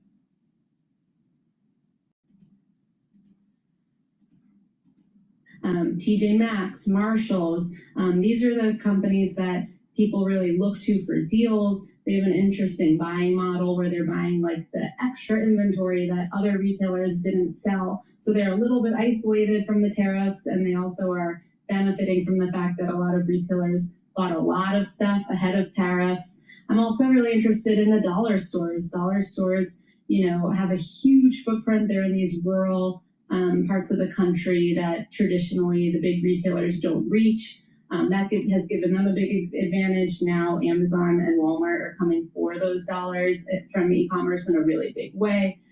So I'm really interested in how these value retailers. Do any of those companies have a large online presence? No, well, they are doing things like partnering with Uber Eats and delivery services like that. But I think the main draw is like if you're living in a rural part of the country, like the place that you go to buy a gallon of milk at the end of the day is your Dollar General. Like that's the store that you have. But increasingly, Walmart and Amazon are looking to these rural areas as their last frontier. All right, Emily, great stuff. Emily Cohn, consumer team leader for Bloomberg News. Appreciate getting that update on Macy's and some of the dollar stores here as these retailers continue to report. All right, for our listeners in the U.S., reminder, you can listen to us via satellite radio on Sirius XM channel 121. Access the world's only global audio business network, coast to coast, 24 hours a day. Bloomberg Radio on Sirius XM channel 121 is presented by Oracle. Stay tuned for the latest market news and industry research. The next hour of Bloomberg Intelligence Radio starts right now.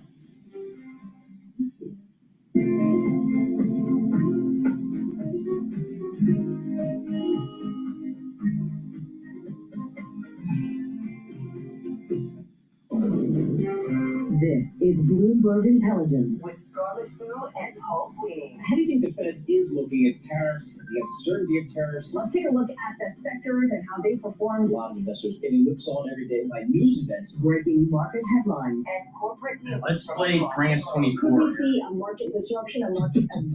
If your cat goes from weird to weirder, drooly to drooly. Before we do that, before we go to France 24 about the military showing during the parade, please go to my store, the-studio-reykjavik.com, and get the olive leaf extract. Olive leaf extract will help to bring down inflammation and help with your lipid profile. Now, that will help with your vascular system because by bringing down inflammation and having lower LDL and higher HDL, you're reducing plaque formation. Now, with bringing down inflammation systemically, you're helping to boost up your immune system. So it's a dual purpose supplement. So boost up your immune system and help with your cardiovascular health by taking the olive leaf extract.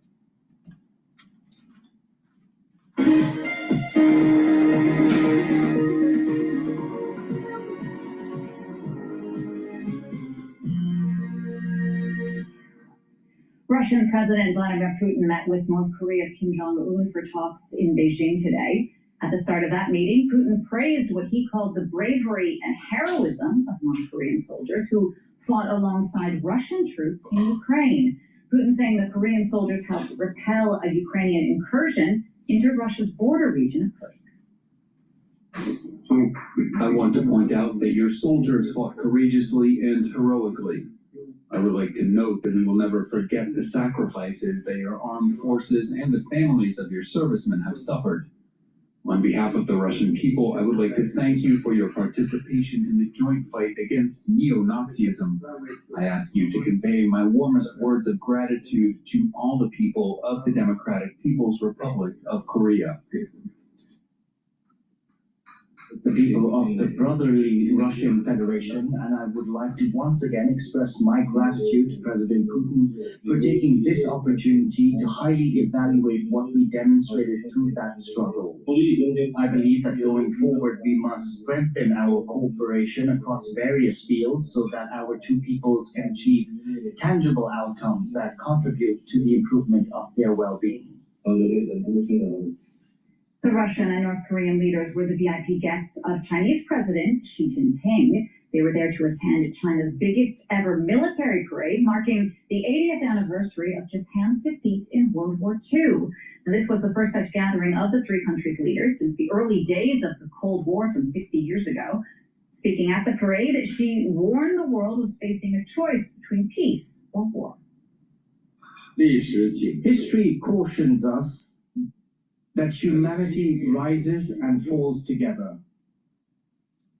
Only when all countries and nations treat each other as equals, coexist in peace and support each other, can we uphold common security, eradicate the root cause of war, and prevent the recurrence of historical tragedies. Today, humanity again has to choose between peace and war, dialogue and confrontation. For more analysis now, let's bring in China expert Dylan Lo Mingpu, who joins me from Beijing. Dylan, thanks for taking the time to speak to us. Xi Jinping here hoping to use this parade, this event today to highlight his strength at home and his growing influence on the world stage. Would you say he succeeded? I would say that his message landed quite successfully, particularly with members of the Global South. I think if you look at the leaders in attendance, and the pulling power that Beijing is able to demonstrate with the number of leaders that are in attendance, that is testament to China's growing diplomatic clout, but increasingly its leadership role within the Global South community as well. So I would say yes, at this very moment, he has achieved many of his key diplomatic objectives.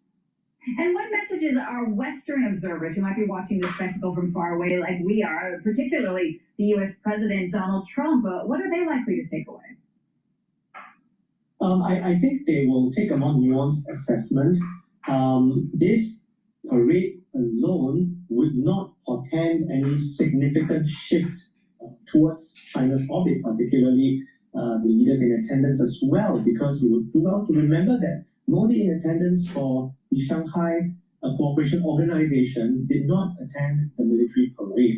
I think what they will be quite concerned with is this growing cooperation. I mean, the symbolism of Xi Jinping being flanked by Kim Jong-un and Putin, the symbolism and the message behind that show of appearance, that show of strength, and the very nice words they had for each other cannot be missed. But at the same time, I think they will also take a step back and see and question whether or not this is a temporal issue, or does it portend a more structural change in the sense that there is a very strong, growing coordination that is geared in opposition to America or geared in opposition to the West. I think we need to see a bit more data before we can come to a more solid conclusion on that front. So Dylan, as you mentioned, the parade came after the Tianjin summit, where there was, for example, also India's Narendra Modi, who was not at the parade today, but at the summit there wasn't Kim Jong-un. I mean, what can we read into who was or wasn't at first the summit and then the parade?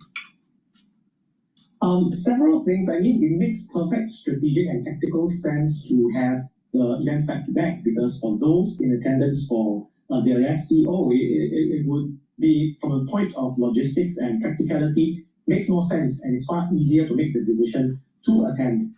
It will not also be missed in international community and watchers that Japan tried to put out a message asking particular partners in Europe and Asia not to attend. Not sure how well that message landed.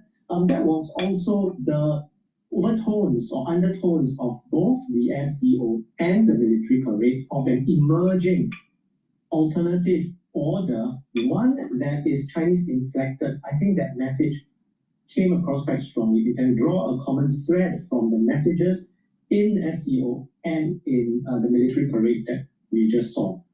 Dylan, we know obviously what Xi Jinping is trying to communicate, but what about inside China itself? Do we know any more about what people inside China think about this parade, this new strategy that Xi Jinping is trying to put forth?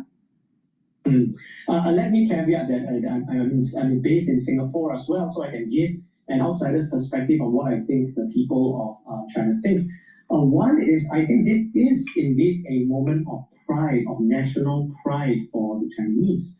The fact that you make and craft the historical narrative where once China was bullied and indeed had its territory violated by an aggressor, there's almost very little chance or zero chance of that happening right now. That continuity, and of course this continuity and this success rests on the power of the CCP and the continued rule of the CCP. I think the message domestically is, look, we've got this. We are the only ones capable of shepherding China out of its troubles and displaying the might and power and prowess that you see on show today. What is more, we got all of these foreign leaders come to Beijing to attend and to celebrate this very important moment for us. So this is a great rallying point for Chinese people, and of course to help consolidate further, to boost morale around Xi himself and to the party. Now, some analysts, historians might say that the parade today was also a chance for Xi to rewrite what he would call the Western dominant narrative of World War II. Of course, China sees the victory through a very different prism than many in the West. I mean, talk us through what that Chinese narrative is and what Xi wants the world to believe. I would. Is it really a Chinese narrative or just a communist narrative? Say that in reality the differences are sometimes a matter of emphasis rather than completely diametrically opposed narratives. I would say that the Chinese narrative is quite clear. They want to position their role as the victors of World War II. They want to highlight the amount of blood, tears, sweat, treasure that they have poured into creating the just and peaceful order and in bringing World War II to a close.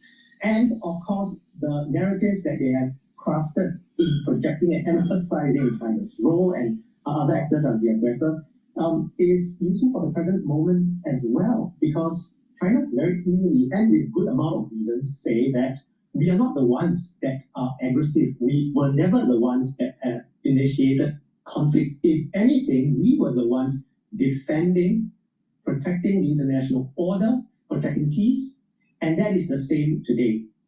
So while at the same time you have this big show of latest military toys, cutting-edge weapons that are obviously offensive in nature, military offensive, but the words, if you hear what he says, one of peace, that we will use it for peace. So there's a dual message here. We have the means if push comes to shove, but at the same time, we will stick to our role as has historically been the case, the Chinese would say, the role of making peace, securing peace, and protecting peace.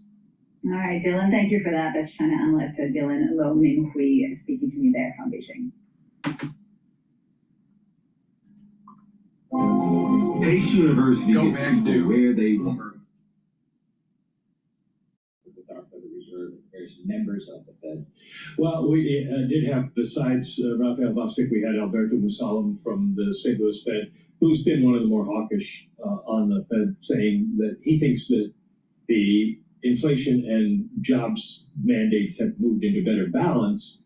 He isn't ready to say which one is going to be dominant, so he isn't saying we should cut rates, but he did sound maybe a little bit more willing to consider that if we see maybe a bad report on Friday and a high inflation report on next week on the 11th, he might change his mind and go the other way, no cuts.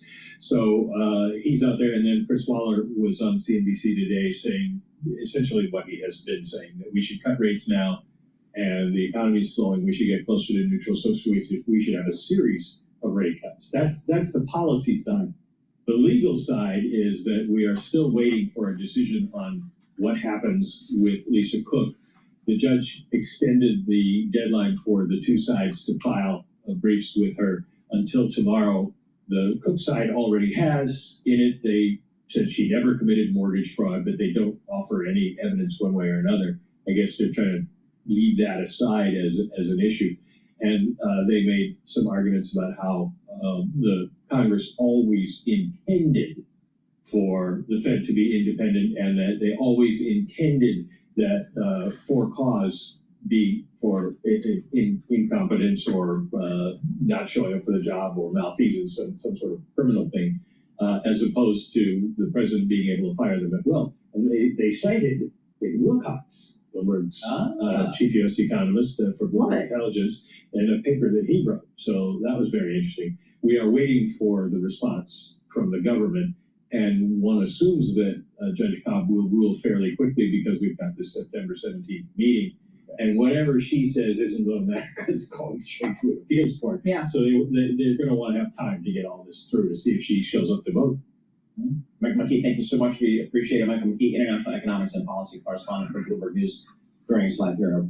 Please go to my store, the-studio-reykjavik.com. The first pillar of my core protocol is taking Cleanse or Max 35. Take a teaspoon a day, swish in your mouth, gargle 20 seconds, swallow. What that's going to do is improve your oral cavity and your oral pharynx, help with the epithelial lining, maintain the mucosal barrier, and help boost up your immune system. Take it every day. If you're not feeling well, take a tablespoon or two a day. Something that you probably will need in the fall and the winter.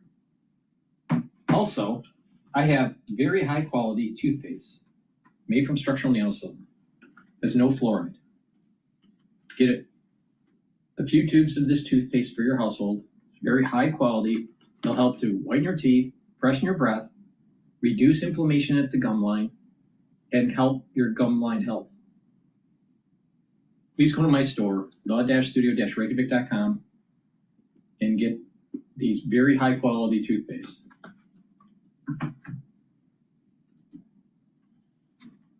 Things because I don't think that it is. In terms of no chrome divestiture, I think it's very consistent. And Paul, you know, I've been on this show before and I've been saying for 2 years that there would not be a chrome divestiture ordered here. But where it's inconsistent is with this default position, because having a monopoly is not illegal, but it's the conduct that maintains the monopoly that's exclusionary that is illegal. And what the judge found in that liability decision, that the conduct that was illegal were the default agreements, right? This was exclusionary. This kept other search engines from being able to grow and scale and get better.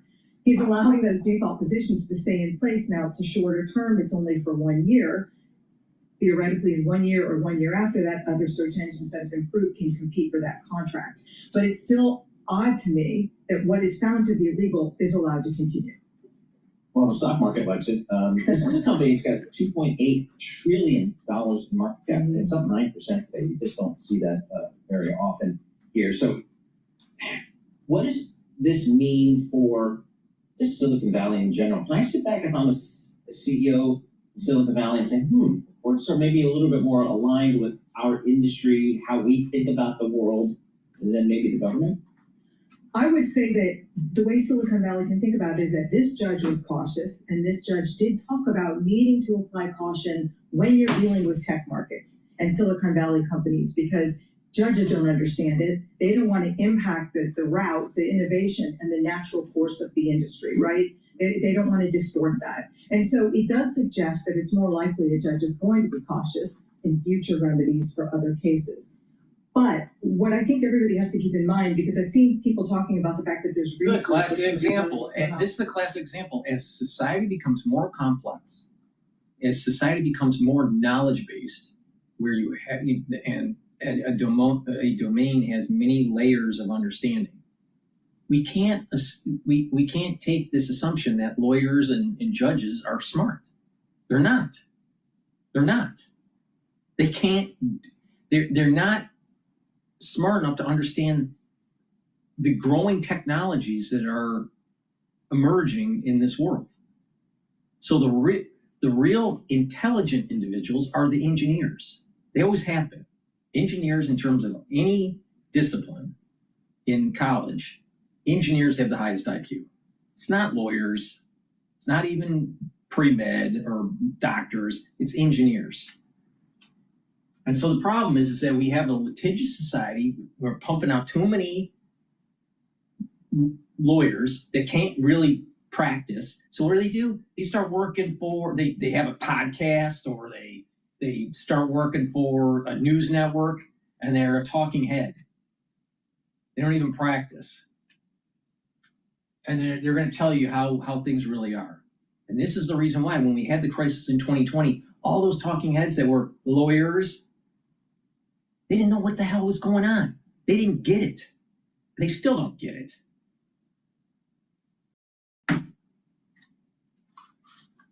Cases, I don't really think that there is, because the facts are entirely different case by case. The markets are entirely different, and what made a divestiture remedy inappropriate here doesn't necessarily exist as a fact pattern, let's say in FTC v. Meta, or US DOJ v. Apple, or the other DOJ case against Google in the ad tech space. Those are different cases with different facts, and I don't think that there's necessarily a read-through that companies are safe from divestiture orders because of this one.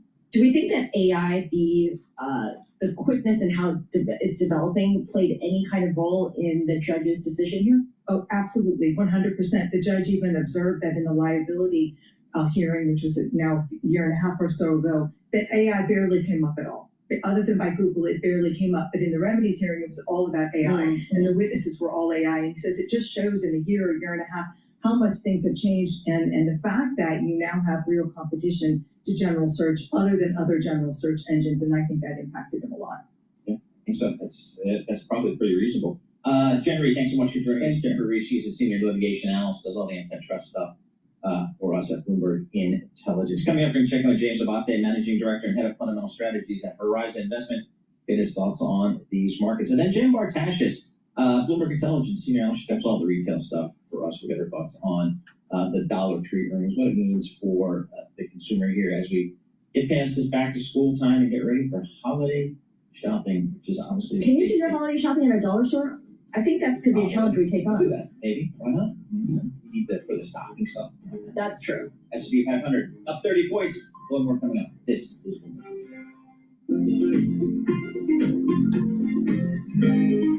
Please go to my store, the-studio-reykjavik.com, and get the NAD+. NAD+ is a supplement that will boost up NAD+ levels, that will increase your energy. NAD+ will also repair DNA damage and mitochondrial DNA. And NAD+ will protect your neurons. Super important if you're 40 years of age, old or older, protect your neurons. Super important. Ubiquinol is the most bioavailable form of CoQ10 that you can purchase. There is no supplement better than what I have in my hand in terms of CoQ10. If most people are taking CoQ10, you're probably not taking the right kind. So please go to my store, the-studio-reykjavik.com, and get this Ubiquinol. It is the best on the market. Now, Ubiquinol will help to soak up free radicals. It's going to neutralize free radicals, bring down stress in the cell, help with the mitochondrial health, and your energy levels are going to increase. And CoQ10 is super important in protecting neurons. Stack this, and you have a neuroprotecting stack. You can also stack this with Clarity Factor and C60. That's a great stack too. So please go to my store, the-studio-reykjavik.com. Get the Ubiquinol and the NAD+ supplements. Take them every day. Make sure you drink it with filtered water. And also apply a holistic approach. Proper diet, proper exercise, filter your water, stay away from processed foods. Do the 4 modalities of exercise: balancing, stretching, a little bit of cardio, and resistance training. Learn new things. All these are positive lifestyle changes that will improve your health and slow down the aging process. So please go to my store, the-studio-reykjavik.com, and get the NAD+ and the Ubiquinol. Use discount 5 and you get $5 off any order.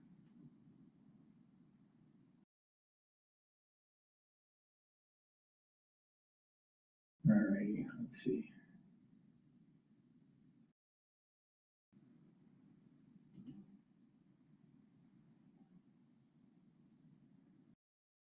Let's listen into the momentum is changing, says Macy's CEO. Lysol knows little hands deserve big protection. Kill 99.9% of germs. Tell me this. Why settle for the best EV? You can build the best damn car. Compromise nothing. The company's CEO telling Bloomberg remain bossic that they have content for both for both big spenders and savers. I'm pleased to say that fresh off of speaking with the company's CEO, Romaine joins me now around the desk. Romaine, really great interview you had with the Macy's CEO here for Bloomberg News. How does this mean their turnaround is? Is it on track? Is it complete with this type of earnings? Well, it's certainly not complete, but I think by the sheer reaction, I think investors are growing a little bit more confident. Remember, Tony Spring just took over as CEO back in February of 2024, so it hasn't even been a full 2 years. There are a lot of doubts about his ability to turn around what is essentially a big legacy business, particularly with the Macy's brand itself. Remember, Bloomingdale's is also under this. They've been doing well for a while. Tony actually used to help run that company, that side of the company. Blue Mercury, another component of this business, also doing well. But we know Macy's as a Macy's, and that's been struggling. And what he's done is shut down a lot of stores. He's taken about 125 other Macy's stores, completely revamped them, tried to make the shopping experience better, make them more aesthetic, create more experiential things in them. And at least for right now, it does appear to be paying off. You're seeing that in comp sales growth. It was a big surprise this quarter. Most people were expecting a flat quarter, even a down quarter. It came in at about 1.9%. If you just X out all of the businesses that they're closing, that's good. Now, this is still a company that's in decline. It's just that decline is now slowing. Well, trying to do a turnaround in best of times is hard, and it's certainly not the best of times. You have retailers like Macy's having to contend with changing consumer appetite and especially tariffs. What is their strategy going forward to try to make sure that they can maintain margin with some of the higher prices maybe weighing on them? Well, they did provide some insights, the idea that they're getting about a 40 to 60 basis point hit on margin, specifically from the tariffs. While he did say that they did raise prices in some areas, he did say they're still holding price in others, though he did indicate that that could change. I think one interesting thing that he talked about was the ability for Macy's to negotiate with the suppliers. Remember, this is a behemoth of a retailer, so they do have some flexibility. They also have private label brands. These are things they make themselves. The tariff costs are much more impactful there. They said they're doing their best there to also reduce that cost. And you saw that in the most recent quarter. Expenses were lower, inventory was lower, and you saw a better product mix that actually helped to boost sales in particular categories like women's apparel, which they have been lacking. What does all of this say then just generally about the consumer at this moment and their willingness to spend and maybe eat some of the price increases? Well, he talked a lot in my interview about the consumer being more surgical, more choiceful. This also came up on the conference call, the idea that people are sort of making choices about what to spend. But in the quote that you used, that was a key quote that he used when I spoke to him in the interview. This idea that they offer something for everybody. They offer something for the higher end consumer and something for the lower end consumer. And he thinks that that could be the strength of Macy's. And maybe that's where they are. Because remember, this has been a story about identity. I mean, what is Macy's? What is a department store, particularly in this environment? He seems to think he's found a way, and at least for today, with that 20% pop in the shares, investors seem to be somewhat pleased.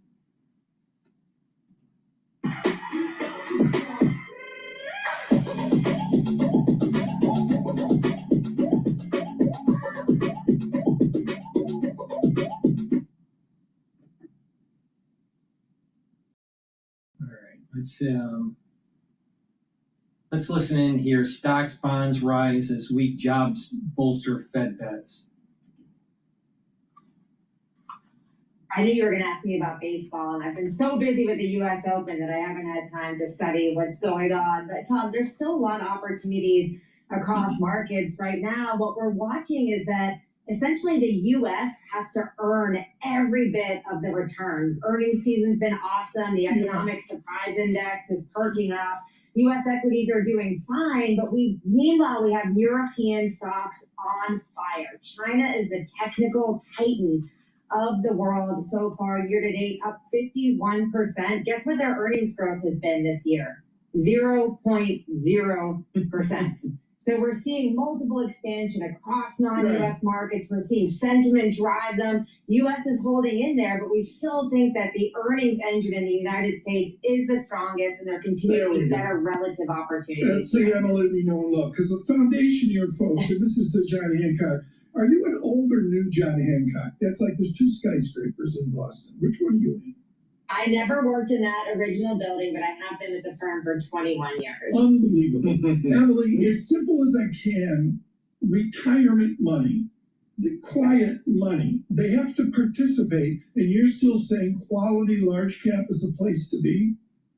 Yep, quality large cap, momentum by far has been the best performing factor. For those that aren't familiar with it, it's just buying what's been up over the last 6 to 12 months. We're not only seeing that in Europe, but also in the United States. Meanwhile, quality's been a bit left for dead here. These are companies with great balance sheets, lots of cash, a limited need to take on debt in order to grow. We still think that's where the opportunities are. The United States has been an abundance of quality companies. But the other area, Tom, that's been left for dead is bonds. High quality bonds are up year to date. They're actually working as diversifiers in portfolios. And we think that there's more room to run here on a total return basis. The bond market is not sniffing out the disinflation that we think is coming here because of the myopic focus on political developments. We think there's a missed opportunity there for investors who are sitting in cash and could move out the curve and embrace high quality bonds. Do you know how much it's like chewing glass for the Gloom crew to listen to Emily Rowland? Exactly. She's like Ben Weaver. They've been so right. It's sick.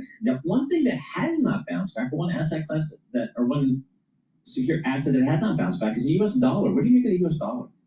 It is just remarkable to see the dollar down almost 10% year to date, even more versus the euro. A lot of this, again, is based on sentiment and political developments. When the Fed independence comes into question, where do we see it? In the dollar. There's a fear of investors owning U.S. dollar-based assets, given the political dynamics. We think that's overdone. And in fact, U.S. economic growth, I'm not saying it's great, but it's improving right now. It's kind of like my son just started his sophomore year in high school. Like his grades are like going to be okay, like not great.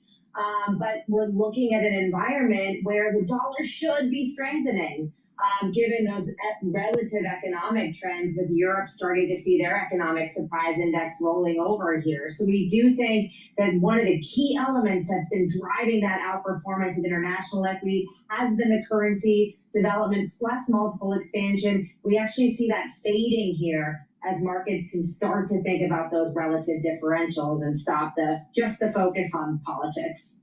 And Emily, you mentioned earnings, and in hindsight, the second quarter earnings were much, much better than expected here. Can you extrapolate that out for the back half of this year into next?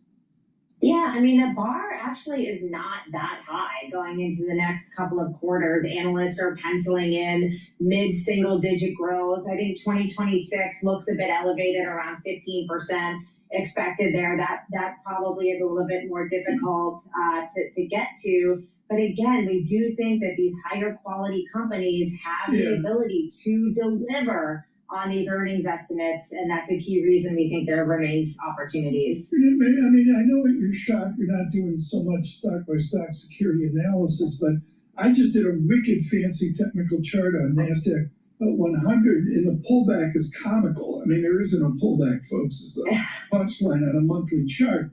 When you study the spirit of this for investment of retirement capital, is the mystery about the revenue line or somewhere down in the earnings statement?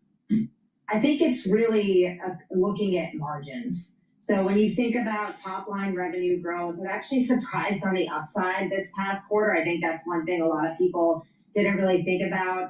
Companies can continue to pass on some of these higher prices. We're seeing that in the revenue growth. The cost of capital, though, is still elevated. You know, everybody's expecting the Fed to cut. It might not be as much as investors expect. So companies are going to need to contend with that higher cost of capital. Margins are probably going to start to shrink. If you're a company whose margins are shrinking, you can either raise prices or cut costs. And we think companies are more likely to cut costs. We'll see that transmitted through the employment side of the Fed's mandate here. So we want to look for those companies that have a better chance of maintaining those margins. Again, not to repeat myself, but those high quality companies make the most sense in that environment. Emily, so in a world of fixed income, how much credit risk are you suggesting clients take these days? We really prefer high quality duration. Investment grade corporate bonds are really the sweet spot to us in terms of those elevated yields. The high yield bond market is just not pricing any risk in at all. Like, wake me up when high yield bond spreads widen. We're still below 3%. Right. The high yield bond market barely yawned in the midst of some of the recent volatility that we've seen. So, yields, yeah, they're just below their 20-year averages, but spreads, again, below 3%. It's almost the tightest we've ever been. It was 233 back in 2007. So I think some credit's okay, but we're really not reaching for risk when you have the ability to get a mid-single digit return out of high quality bonds. Emily,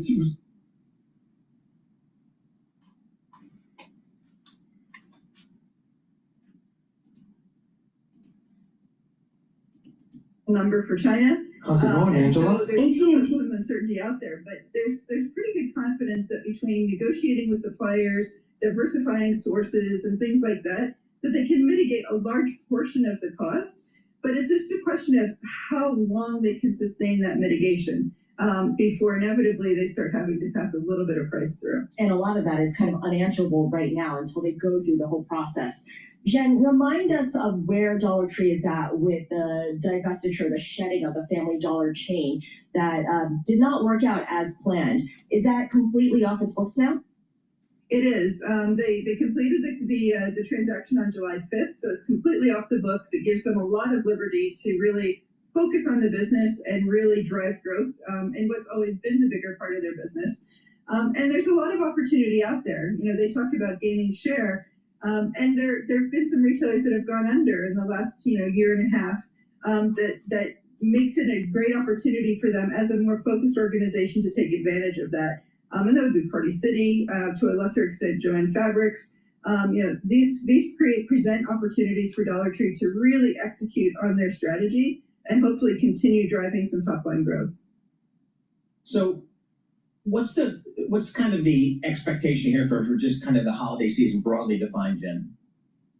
Yeah, for the holidays, I think, the retailers all say that they're pretty well prepared. Consumers, I think, will be ready to spend, but they'll be selective.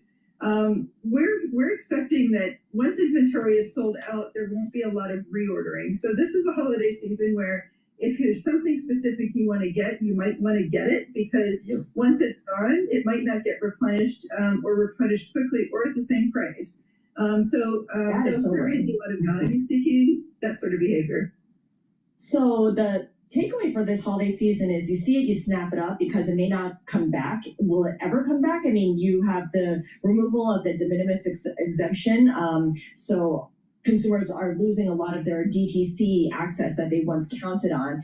And these retailers need to think very carefully about how they're going to restock and rebuild their inventory. That's again, I hate to use the word sobering again, but it's a whole new mindset for consumers. It is. It's a new mindset for retailers as well, where we've already seen them kind of scale back on some of their ordering. They had a lot of orders that were canceled, waiting on tariffs. Now they've kind of put some through. But what we're hearing is that they're very closely managing their inventory. And so, if a hot new toy sells out, in like early November, they may or may not be getting more in. It's going to be an interesting holiday season this year for sure. Paul, bare shelves. I know. And shop early, shop often, I guess is kind of the way to go this year. Jen Bartash is Senior Retail Analyst for Bloomberg Intelligence, joining us from Princeton via that Zoom thing. So yeah, I don't know. We'll see you. Really important to be prepared for the fall and the winter. A great way to do that is to have the lozenges and the drops from my store, the-studio-reykjavik.com. You can get the drops in 100 count per bag. You can get it in blueberry, cherry flavor, or in honey and lemon. Very high quality. Right when you have that irritation in your throat, take them right away to mitigate the problem. Super important for this season, fall or winter. And I also have the lozenges, which are larger than the drops, in elderberry zinc in stock. You get 21 in each bag. Get a few bags, you're home or from work, get the lozenges and the drops, be prepared. This fall is going to be a problem, so you're going to have to be prepared. Use discount 5, you get $5 off any order. Please go to my store, the-studio-reykjavik.com.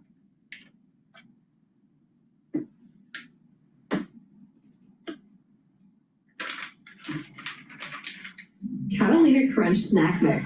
Make your taste buds smile with craveably crunchy, snackable satisfaction. A good source. US President Donald Trump not wasting any time responding to what was the big show in Beijing, the Truth Social post he wrote. May President Xi and the wonderful people of China have a great and lasting day of celebration. Please give my warmest regards to Vladimir Putin and Kim Jong-un as you conspire against the United States of America. For more on this, let's bring in Dave Rank. He's a former career diplomat in the US Foreign Service and was Deputy Chief of Mission in Beijing. I'm eager to get your perspective on all of this. But first, picking up on Donald Trump's calling this a sort of conspiracy against the US. This was clearly a show of force to an audience of one, the US president. Was this a product of Trump's own doing, to your mind? Oh, I think to some degree. I'm not sure, though, Xi Jinping or the Chinese would see this as a directed just at Donald Trump. I mean, it was they were looking at a Chinese audience, they were looking at an audience around the world, and of course looking at the United States as sort of one of many audiences for this. But your colleague talking about Kim Jong-un and the importance of that meeting, I think it really is significant. You look at 8 years ago when Donald Trump came in his first term in office. There was kind of a truce between the U.S. and China on trade issues, so that as Washington put pressure on Beijing to squeeze Pyongyang to come to the table, and that's completely changed now. Now it's very clear that there's not only sort of trade conflict, but also Beijing is making clear that North Korea is as close or closer than ever. Mm. So this visual of Xi flanked by Putin and Kim is just remarkable. And I guess we should ask just how concerned the US in principle should be about this. And beyond the show of unity against the West, are there any tangible outcomes from this summit, this parade that we've seen today that worry you? Well, a lot of it should worry people in the United States. I was less struck by Xi Jinping standing next to Kim Jong-un and Vladimir Putin, although that's significant, than the fact that you had the leader of India there, and that's probably more significant. I would say almost. There's two significance of this parade in the photographing of the leaders of the different countries. One, an economic, and one, a military perspective. Economically, they're trying to work together because of their perception, rightfully or wrongfully, of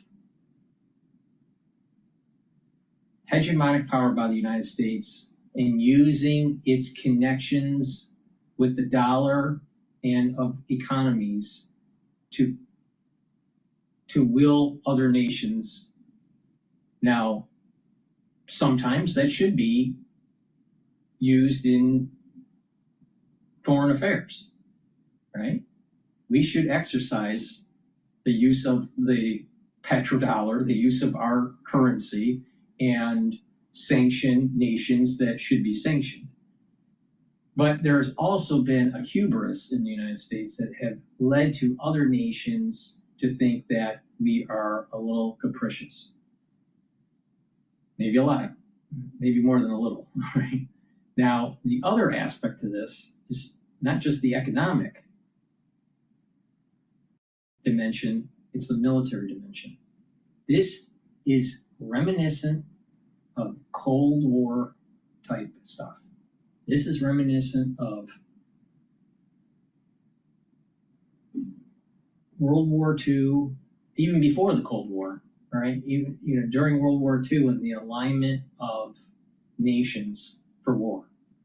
Now, if we take what Niall Ferguson is saying, that we are in a Cold War 2.0, and that about 6 months ago, or maybe a little bit more, that it turned hot, then perhaps these pictures are really reminiscent of who our enemies are in this World War III that's starting to emerge. Or maybe it's not hot war, maybe it's lukewarm, where it's not just proxy wars during the Cold War, but something a little bit more violent, but not as violent as World War II. But this, when you look at this picture, you see Putin and Xi and Kim Jong-un. The common thread here is communism. And 2.5 of Asian ethnicity, meaning Russia has an Asian ethnicity, but also European ethnicity. Obviously, China and North Korea have an Asian ethnicity. So there is an ethnic aspect to this. There's an alignment of their economies to try to circumvent the hegemonic power of the United States. And there's an alignment of military. So when I see this, I see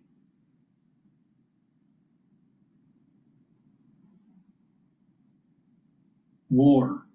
I hear in the distance a rumbling of war coming to the fore.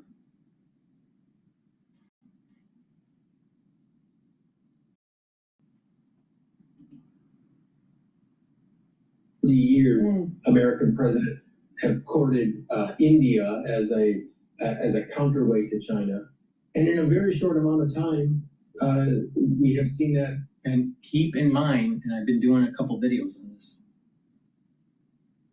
it seems as though the house of cards, or the stability that we thought the stability we thought we had in the international arena seems to be unraveling.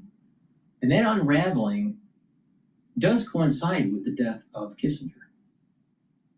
Now, perhaps we are marching towards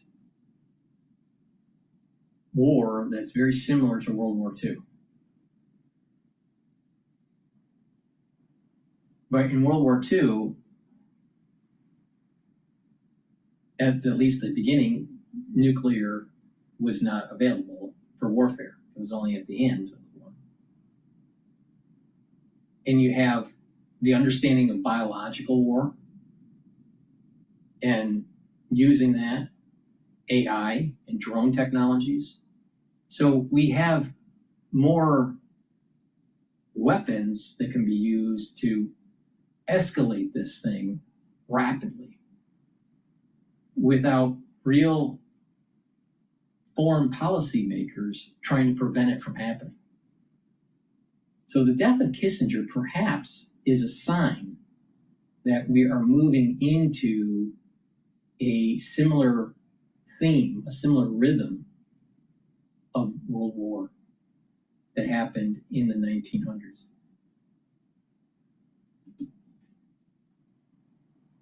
The U.S.-India relationship crumbled.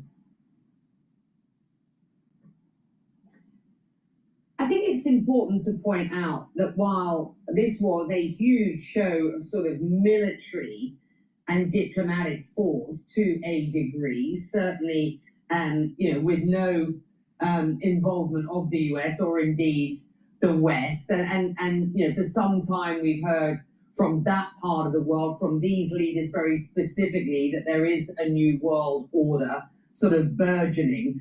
I just wonder, when you go beyond the kind of optics of this, how much sort of, real sort of substance there is to this sort of tectonic changing of plates, as it were, when it comes to sort of geopolitics? Sure, and I think that's exactly the right question, because parades are symbolism. They're about showing, seeing who shows up and what shows up, the kinds of equipment. But does China have the ability to step in and play the role, or the interest in playing the role that the United States has played for the last decades? I think of commercially, is China willing to be the buyer of last resort, as the United States was up until really the first Trump presidency? And militarily, is China interested and willing to be to play a role outside of its immediate neighborhood? Certainly, I see the pictures that are being on the screen now.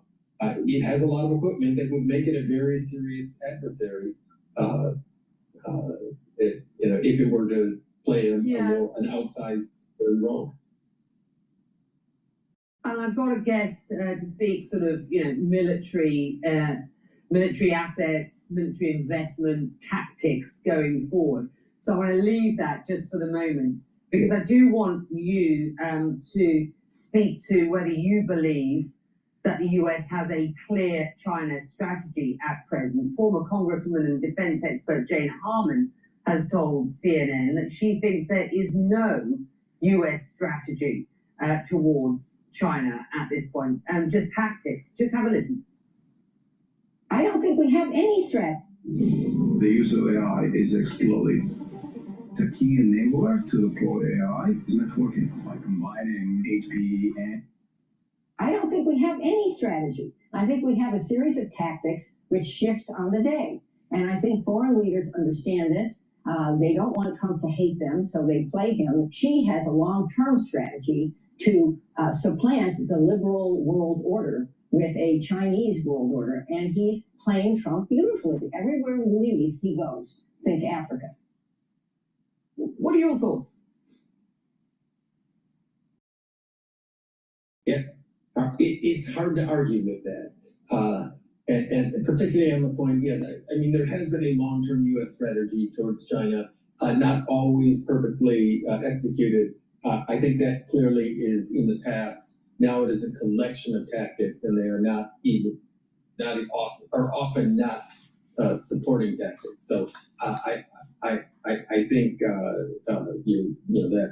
that analyst Jane Harman is right in the big picture and in the small picture as well.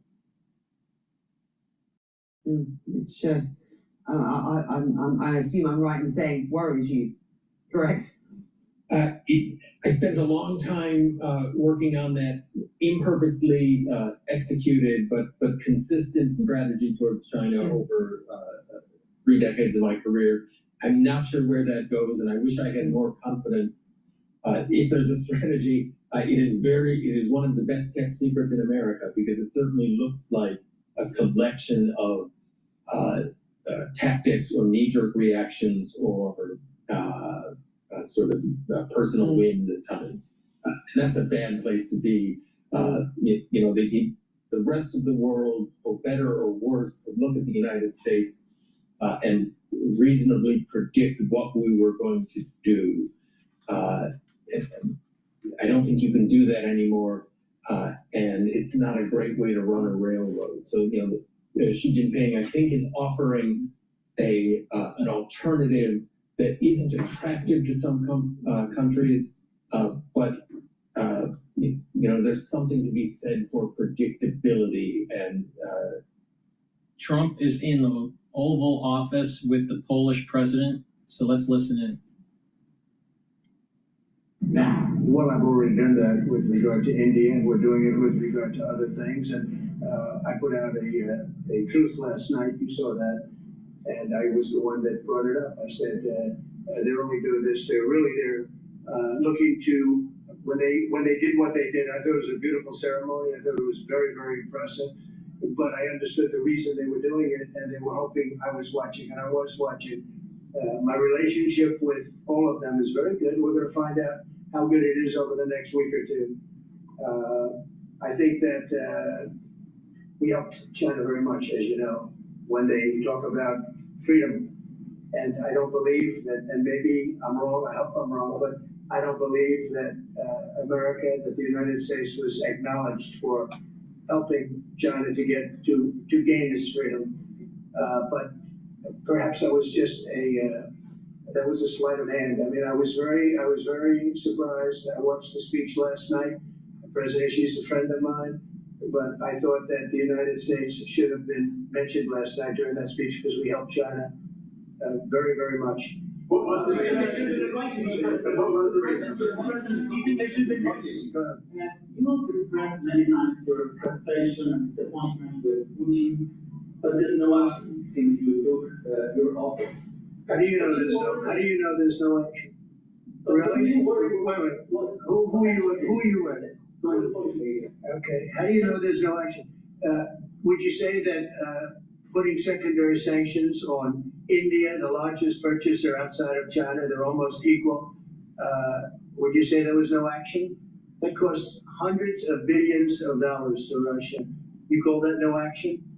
And I haven't done phase 2 yet or phase 3. But when you say there's no action, I think you ought to get yourself a new job, because if you remember 2 weeks ago, I said, if India buys, India's got big problems, and that's what happened. So don't tell me about that. Right now, there have been survivors of Jeffrey Epstein speaking at a press conference on Capitol Hill. They're calling for these case files, these documents to be released. And Thomas Massey, who is sponsoring this position to get the House to vote on these documents, says he doesn't think you're implicated in these files, but many of your friends and donors may be, and he says that's why the Justice Department is redacting them and slow walking the release. Is the Justice Department protecting any friends or donors, sir? So this is a Democrat hoax that never ends. You know, it reminds me a little of the Kennedy situation. We gave him everything over and over again, more and more and more, and nobody's ever satisfied. And from what I understand, I could check, but from what I understand, thousands of pages of documents have been given. But it's really a Democrat hoax, because they're trying to get people to talk about something that's totally irrelevant to the success that we've had as a nation since I've been president. Even if you look at D.C. right now, D.C., it's a totally safe zone. It's called the safe zone. That's a term. It's a term of art. It's a safe zone because it's very safe. You can walk down the street now and nothing's going to happen. No crime, no murders, no nothing. Because we had a lot of problems with certain places, and we still do. All run by Democrats, or for the most part run by Democrats. So what they're trying to Epstein hoax is to get people to talk about that instead of speaking about the tremendous success, like ending 7 wars. I ended 7 wars. Nobody's going to talk about this. They're going to talk about the Epstein, whatever. I understand that we were subpoenaed to give files, and I understand we've given thousands of pages of files. And I know that no matter what you do, it's going to keep going. And I think it's enough, because I think we should talk about the greatness of our country and the success that we're having. I think we're probably having, according to what I read, even from 2 people in this room, we're having the most successful 8 months of any president ever. And that's what I want to talk about. That's what we should be talking about, not the Epstein hoax.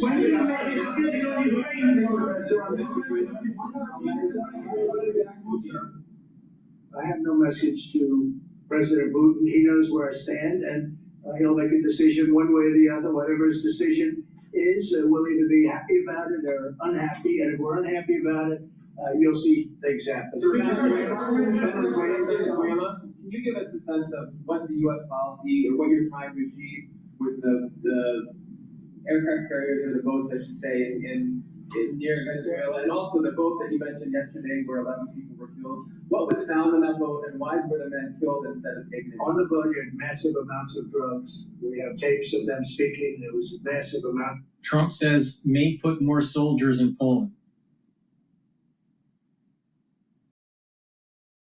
World War III is starting to emerge.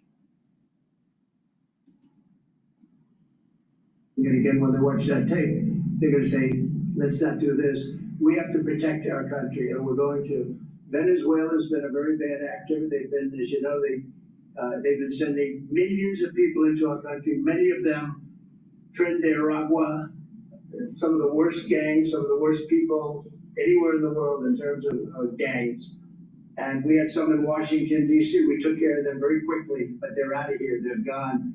But Venezuela's been very bad, both in terms of drugs and sending some of the worst criminals anywhere in the world into our country. They emptied out, you don't know this, but they emptied out their prisons in Venezuela, and they emptied them out into the United States of America. And that's part of the problem we have. We're getting them out rapidly, but it's caused a tremendous problem. And Pete and all of the people that are working very hard to rectify the stupidity of the Biden administration, allowing these people to pour into our country with open borders. We are paying a big price as a country for the incompetence of the Biden administration. But think of it, opened up prisons, drug dealers, drug lords, everything coming out of Venezuela. They said, and we said, we're not gonna put up with it anymore. So Venezuela has been one of the worst actors in the whole group, and we have a group of pretty bad actors. Are you lying? Yeah, thank you, Mr. President. At the end of this month, the government, or Congress has to pass a budget. Do you think we can avoid the government shutdown? Yeah, I do. I think the Republicans will vote for an extension. We won't have any Democrat votes. We could give the greatest budget ever. Tax cut of 50%, everybody taken care of, perfect for women, perfect for men, perfect for minorities, perfect for everything, and we wouldn't get one vote for the Democrats because they've lost their mind. They are so deranged. They have Trump derangement syndrome, and I don't want to burn the Republican Party with it, but they really are. They've become almost sick. They actually think there is a disease. It's called Trump derangement syndrome. They've got it. No matter what we did, no matter how good, you could give them everything that they've ever dreamed of, and you wouldn't get one vote. These are sick people, and I think we're going to have a tremendous midterm. We just approved the largest tax decrease in the history of our country. We have things, when you think of it, no tax on tips, no tax on Social Security for our seniors, no tax on overtime, deductions when Please go to my store, the-studio-reykjavik.com, and get the dual-purpose deodorants. They will help to detoxify your body, and you use it as a deodorant every day. It's for males and females, has no aluminum or baking soda. It's made from essential oils from the Himalayas. Very high quality ingredients. You can get it in citrus or in peppermint, lavender, and tea tree. Get a few bars for your household. Please help support the work that I do. Use discount 5, you get $5 off any order. If you spend $100 or more, you get a free gift until supplies last. we passed is amazing, but the Democrats, I don't believe, will get one vote. It's very anti-crime. We want anti-crime. They're in favor of crime. We're against crime. You know, they gave us things like men playing in women's sports, open borders for everybody, transgender for everybody. I mean, they wanted transgender for all of the crazy things that they were saying. And, you know, people would say they're 80-20 issues. I say they were 97-3. I would say 97-3. Nobody knows who the three are. This is the best issue of all. They are against preventing crime. They are fighting us. I want to go into Chicago and have this incompetent governor that doesn't want us. Do you know that this weekend 72 people were shot in Chicago? I'm embarrassed to say it in front of the president of Poland. 11 people were killed. 72 people were shot. Last week, 7 people were killed in Chicago, a place which is probably your #1 place. I hate to say it. Yeah, well, but safe, and we got to keep it safe. But 7 people were killed. The week before that, 5 people were killed, and 21 people were shot. This is in 3 weeks. So in 3 weeks, I lost almost 35 people were killed. It could have been stopped. If you look at Washington, D.C., 3 weeks ago, it was the same or worse. And now it's considered a totally safe zone. Restaurants are open, they're bustling. Restaurants, you have to see, restaurants were dying. Nobody wanted to go out, they didn't want to be attacked, they didn't want to be mugged, they didn't want to be attacked even in the restaurant. And you take a look at what's happened. friends of mine that haven't gone to a restaurant in 4 years, one of them went out 5 times in the last 2 weeks to a restaurant with his family. They feel totally safe. Washington, D.C. is a totally safe city. You're not reporting any crime because there is none. They said crime is down 87%, and I said, no, it's not. It's down 100%. We have a great thing going. I could do that with Chicago. We could do that with New York. We could do it with Los Angeles. So we're making a determination now. Do we go to Chicago, or do we go to a place like New Orleans, where we have a great governor, Jeff Landry, who wants us to come in and straighten out a very nice section of this country that's become quite tough, quite bad. So we're going to be going to maybe Louisiana, and you have New Orleans, which has a crime problem. We'll straighten that out in about 2 weeks. It'll take us 2 weeks, easier than D.C. But we can straighten out Chicago. All they have to do is ask us. To go into Chicago, if we don't have the support of some of these politicians, but I'll tell you who is supporting us, the people of Chicago. And I sort of want them to let it be known. They are incompetent people. A guy like Gavin Newsom, he's the governor of a state that if we didn't go into Los Angeles with our soldiers, with our National Guard, you wouldn't even be having the Olympics there. Please go to my store, the-studio-reykjavik.com, and get the great products I offer. The reason why I'm laughing is that we have a president that we will never see anything like this ever again in our lifetime. So you might as well just enjoy the ride. He's bombastic. I would consider him a fresh breath of air. And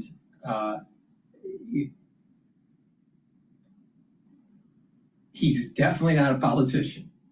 And it's almost like a reality show in a way, in a strange way, but he's real, with all of his flaws. It's fascinating to watch. It's going to be years before they are allowed to build the house. And Karen Bass is grossly incompetent. And this is a very incompetent guy. I watched him with the hands. I'm saying, what's going on with the hands? There's something wrong with him. You watch him. There's something wrong with this guy. But more importantly, he didn't allow the water to come from the Pacific Northwest. They have tremendous amounts of water in California. People don't know. They send the water out to the Pacific Ocean.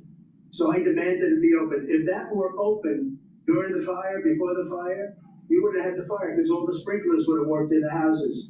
They had no water. They had no water in the fire hydrants. You wouldn't have had the fire. So it would have been put out after one house, 2 houses. But he stopped. And there are many people out there that were saying that there was an orchestrated effort to burn down the homes, to rebuild for low-income housing, to create a more of a 5-minute city. Now, I don't know if that's true or not, but it does seem awfully odd. It does seem like it was orchestrated. Please go to my store, the-studio-reykjavik.com. Get the turmeric. This will soak up free radicals and bring down pro-inflammatory cytokines. By bringing down inflammation, you're helping your immune system and your cardiovascular system. Lignans will help with your immune system and your endocrine system. They'll soak up free radicals, bring down inflammation. Take it every day. Ashwagandha root will help to control cortisol levels and blood glucose levels and bring down inflammation. When you stack these together, it's a powerful stack for your immune system and your cardiovascular system. When you take the stack, you're reducing the chances of plaque formation. When you take the stack, you're boosting up your immune system. And that's going to be really important, especially in the fall and the winter. So be prepared, go to my store, get the ashwagandha root, the lignans, and the turmeric. If you spend $100 or more, you get a free gift. Use discount 5, you get $5 off any order. This is the first time in Polish history, in 20th century and the 21st century, that the Poles are happy that we have foreign soldiers in Poland. So the American soldiers are the part of our society. Nowadays we have almost 10,000 soldiers, and this is the signal to the whole world and also to the Russian Federation that we are together. But we are not like the Poland free riders in Europe and in NATO. Mr. President Trump knows it, because our GDP for military service achieved 4.7. So we are probably the one NATO nation which is on this level, and we will not stop. Me, as the president of Poland, we are going to achieve 5% of GDP for military service, but with American soldiers on Polish soil, we solidify and we are secure. Just about that. You know, Poland was one of two nations that paid more than they were supposed to with NATO. I don't know if anyone knows that, but there were two nations, and Poland paid more than they were supposed to. They thought it was low. And by the way, since then, at my request, they raised it from 2% to 5%. But Poland was one of two nations that paid more than they were supposed to, which was a very nice thing. Yeah.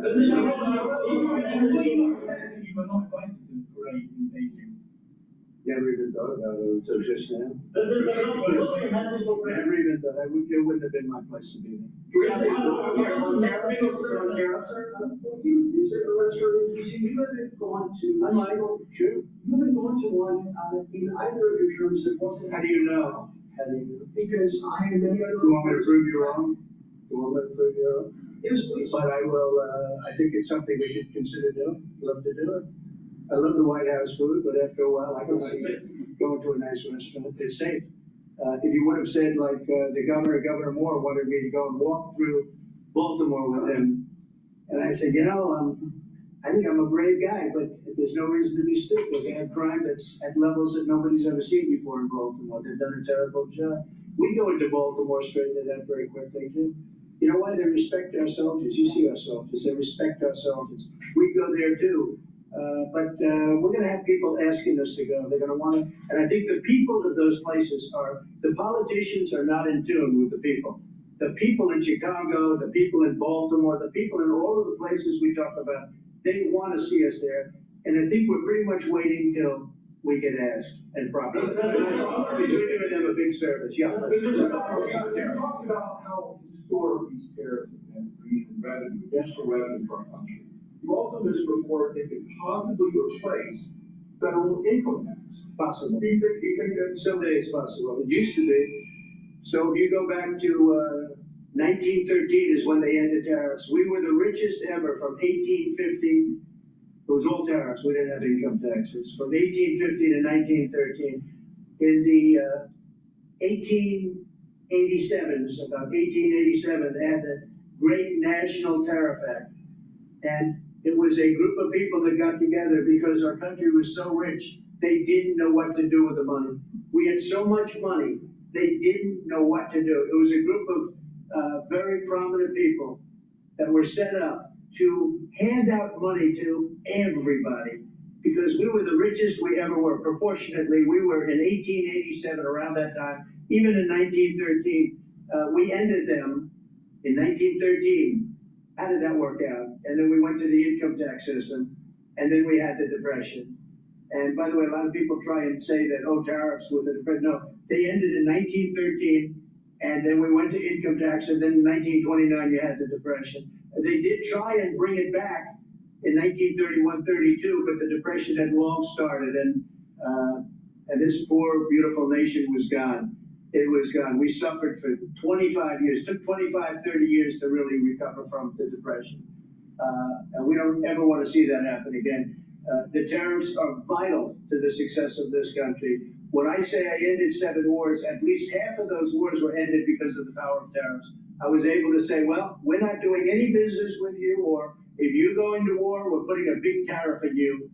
And all of a sudden they announced that the war was settled. I settled 7 different wars, one going 31 years, look at the Congo and Rwanda, look at that, 31 years, 10 million people dead. I got it settled. And a little bit of that one, less than in some cases, had to do with trade and had to do with tariffs. So, you know, tariffs are vital to our country. And just so you know, other countries use them on us, but I just use them a lot better. We're in a much better position. We have trillions of dollars coming into our country. If we didn't have tariffs, we would be a very poor nation, and we would be taken advantage of by every other nation in the world, friend and foe. We're not gonna let that happen, and we have a very, very big case in the Supreme Court. I can only say this, our country has a chance to be unbelievably rich again, but it can also be unbelievably poor again. If we don't win that case, our country is going to suffer so greatly, so greatly. But I think we're going to have a big victory. Even if you look at the people that brought the case, they're foreign oriented. They're foreign. Countries have taken advantage of the United States for so many years. And I started with China. You know, last term, I took in hundreds of billions of dollars in tariffs from China. But when COVID came, the last thing I was going to do is we're going to tariff France and Italy and, you know, others, Spain, where they were doing so badly. But now we made a deal with the European Union where they're paying us almost $1 trillion. And they're happy to do it. You know what? They're happy it's done. These deals are all done. I guess we'd have to unwind them. We've done deals with Japan, with South Korea. We've done deals with many countries and others to come. And if we didn't have the power, prestige, and dignity of tariffs, and I used them wisely, and people respect America again, and we've become a rich country again. The money coming in is incredible. And again, they use them on us. If we didn't have them, they would use them on us, and we would have no way to fight them. We would be a third world nation. So I think it's one of the most important cases I've ever seen go before the Supreme Court of the U.S. You gave Vladimir Putin a 2-week deadline to agree to talks with Volodymyr Zelensky. That deadline is now nearly approached. Can you give us any indication when you will make it? Well, I'm having a conversation with him very shortly, and I'll know pretty much what we're going to be doing. We've taken very strong action, as you know. And in other ways, we've taken very strong action. But I'll be speaking to him over the next few days, and we're going to see. I'm going to know exactly what's happening. I'm not happy with all the people. You had 7,819 people killed last week. Russian soldiers and Ukraine soldiers, right? Not American soldiers, not soldiers from Poland, but they're human beings. They're souls. They have parents. They wave goodbye to their parents, and their parents never see them again. That's the end of it. Over a stupid war, and I want to see it stopped. Now, we have stopped the money we send weapons to NATO, they pay full price. We don't, Biden spent $350 billion so stupidly. And it was one of the reasons that this whole thing happened.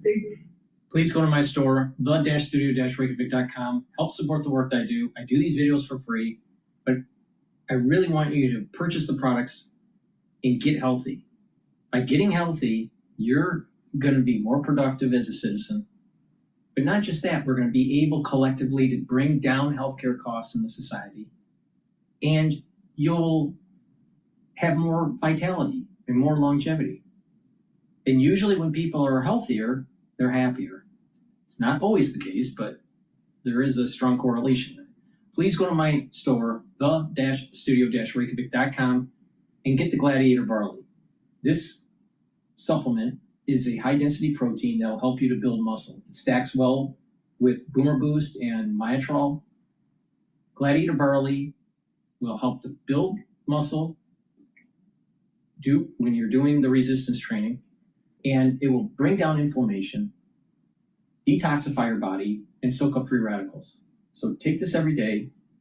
This is a month's supply. Mix it with soft fluids or filtered water, a smoothie, or even with milk. But take it every day and do some resistance training. It stacks well with Myotrol and Boomer Boost.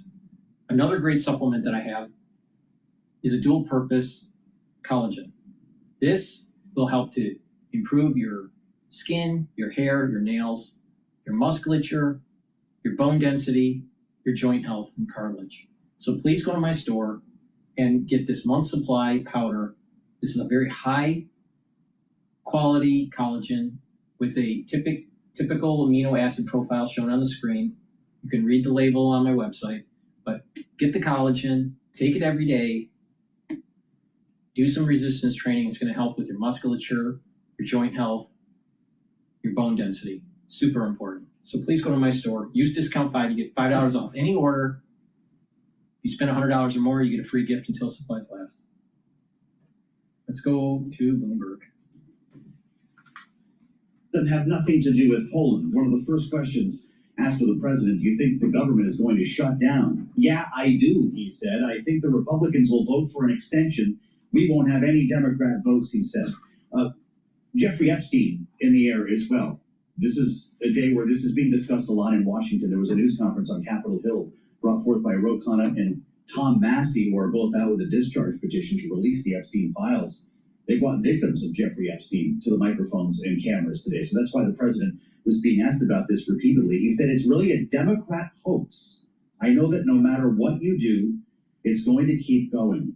They talked as well about crime, the deployment of National Guard troops, maybe not Chicago. The president just now mentioning that New Orleans could be the next city in line here. And of course, we got to geopolitics as well, the point of this meeting. And they're going to go have lunch now to talk this out.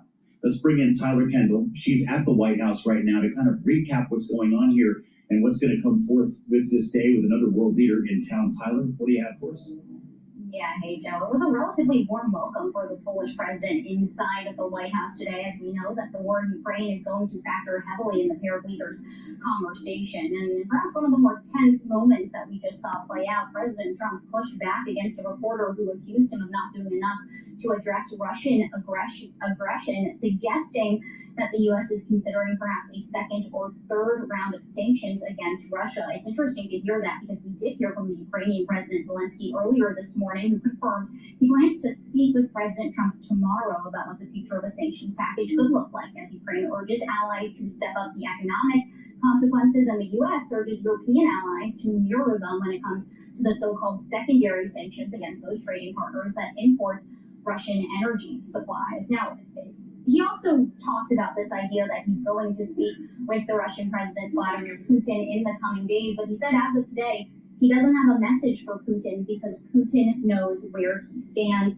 He did say that he's considering putting more U.S. troops in Poland, of course, a crucial ally here and a neighbor of Ukraine. I've actually been to one of our U.S. Military installations in Bitchute, Poland, where we know that U.S. and Polish forces have conducted joint exercises, for example. So that's perhaps one thread line that we could be following here because, Joe, as you well know, Poland is actually one of the largest NATO defense spending contributors per size in Europe, as it's really stepped up to meet President Trump's pledge and push to get our allies on board with contributing more when it comes to military spending. Yeah, really important, Tyler. Thank you for mentioning phase 2 or phase 3, as President Trump just called it, on secondary sanctions or tariffs, as he likes to say, against Russia. Is that all we have on the schedule here, Tyler? We're going to see these two again, or they go behind closed doors now? So according to the public schedule, it says they're going to have a private meeting in the cabinet room, but that doesn't mean that we're not going to hear again from President Trump, particularly if there is perhaps something else that he may want to announce later on as these two leaders continue their conversation. You mentioned it at the top there are a lot of other threads that we are following, but I'm most keen to see what sort of developments we get, considering it seemed President Trump did confirm that the White House is going to take that IEEPA tariff case all the way to the Supreme Court. We're waiting on that official filing there. As you all know, this is the White House pushing back against that appeals court ruling that President Trump overstepped his authority when it comes to the International Economic Emergency Powers Act that basically could put his entire so-called reciprocal tariff plans at risk. So as we get perhaps more insight from the administration, that could be an update that we get later today. All right, really great. We always need Tyler's ears on things when we've got a world leader in town. We thank you. Of course, Tyler Kent will be back a little bit later on in the broadcast as we try to follow these two. They're going from the Oval now, as Tyler mentioned, into the cabinet room for a working lunch. Karol Nawrocki, the president of Poland, endorsed by MAGA, a fan of Donald Trump, who, of course, the president just spent some time describing as one who is outspending the minimum requirements when it comes to NATO.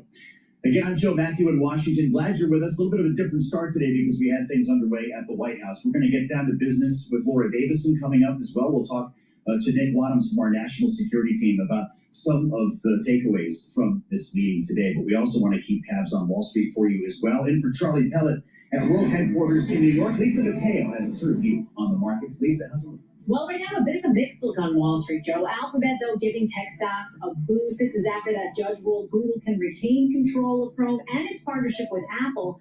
but has to share some of the search data with rivals. So now shares of Alphabet up more than 8.5%. We have Apple up nearly 3%.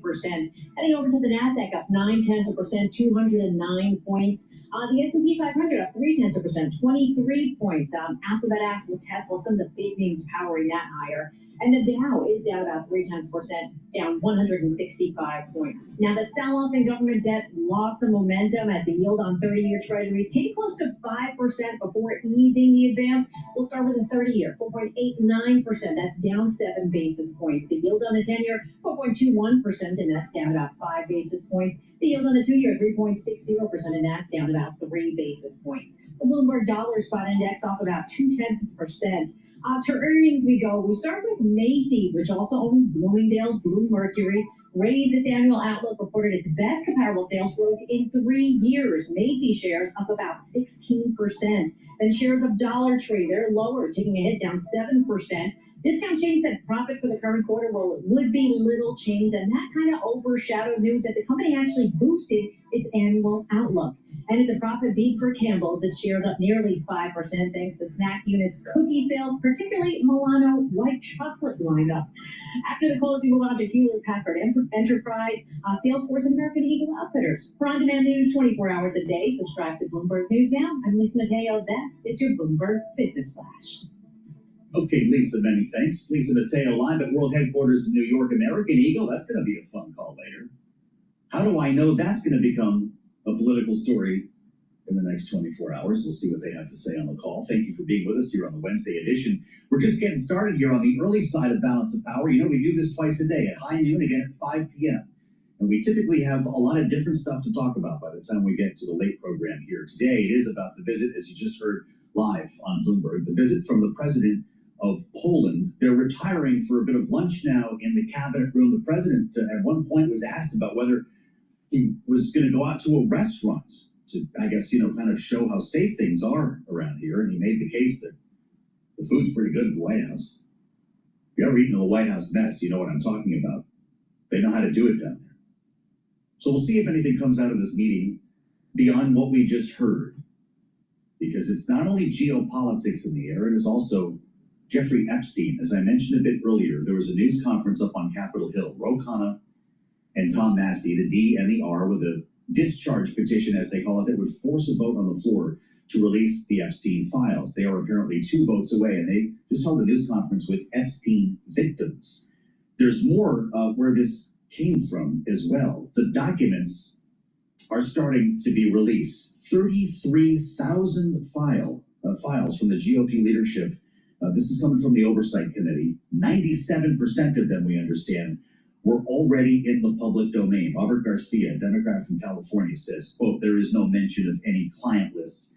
He's the ranking member, the top Democrat on the Oversight Committee. As you just heard, the president was asked about it. Quote, it's really a Democrat hoax. I know no matter what you do, it's going to keep on going, referring to this never-ending saga about the Epstein files. Laura Davison was watching and listening along with us. Our Deputy Bureau Chief here in Washington with us now at the desk in the nation's capital. It's great to see you. I suspect he'd like to end that conversation as quickly as possible. We've covered a lot of topics. To call that a Democrat hoax while the victims are on the other side of town is an interesting choice. We're going back to this being a hoax now. Yes, and it's clear that Trump really still hasn't figured out how he wants to grapple with this politically. Mike Johnson tried to shut all this down by sending all the lawmakers home early at the end of July, early August. Really, what it turns out has happened is they just had more time to plan, so when they came back, Epstein has roared back with a vengeance. You have the Oversight Committee, who is releasing documents in tranches. As you mentioned, a lot of this was stuff that was already out there, but they're planning to release more. You have Democrats and Republicans in the House. This never happens. Working together, holding joint press conferences, bringing up these privilege resolutions, basically something to force a vote on releasing more documents. This is going to be a big problem that is going to not only sort of consume the political space, but also really push aside any of the policy stuff they want to do. They've been talking about, another budget bill. They need to fund the government by the end of the month. They're talking about a DC crime bill. But while Republicans are loggerheads over this, not a lot can happen.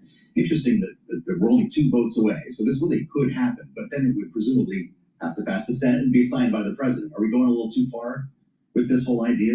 It's certainly possible. You know, the Senate is a whole different beast. Yeah. You know, and senators are really, not focused on this issue as much. This is not divided Republicans the same way. You know, and they're really focused on. They've got a busy week. They've got RFK Jr. In tomorrow after all of the kerfuffle at the CDC last week.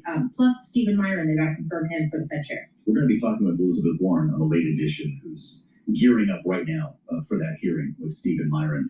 We could digress for just a moment on this. After what's been taking place with the Federal Reserve, with Lisa Cook, how chippy is this hearing going to be? This is going to be wild. Meanwhile, just a bit of counter program. You have Bill Pulte, who has scheduled a press conference in Washington with more news on Lisa Cook. We don't know what this is. You know, it could range from the very mundane to, you know, perhaps another criminal referral. We have no clue. But this is going to be a lot of different things happening. Plus, tomorrow we may also hear from the judge about whether Lisa Cook can continue her work as a Fed governor while this proceeds. But you can imagine that tempers are going to be hot. And Stephen Myron, you know, is usually a pretty cool fellow, but you know, a testy exchange with Elizabeth Warren could be something you see on your social media feed. Before we move to geopolitics, I'm going to bring Nick Wadhams into the conversation. I want to ask you about crime.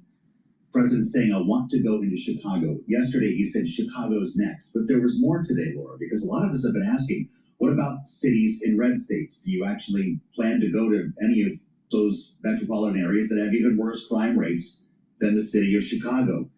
He said, do we go to Chicago or do we go to a place like New Orleans where we have a great governor, Jeff Landry, who wants us to come in and straighten out a very nice section of this country?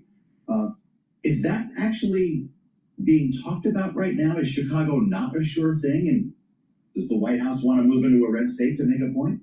Trump still seems very focused on Chicago, but he's also thrown out Baltimore. He's thrown out today New Orleans. He seems to like sort of throwing out this, having this threat looming and making the state and local government scramble a little bit. This is also what he did with the universities of levering threats on them, having them sort of pre-make some concessions. And even if he still is going to go in, he's sort of already gotten them moving in the direction that he wants and he can claim an easier win. Fascinating. You mentioned Baltimore. He said Governor Moore wanted me to go and walk through Baltimore with him. Remember they had their little social media spat.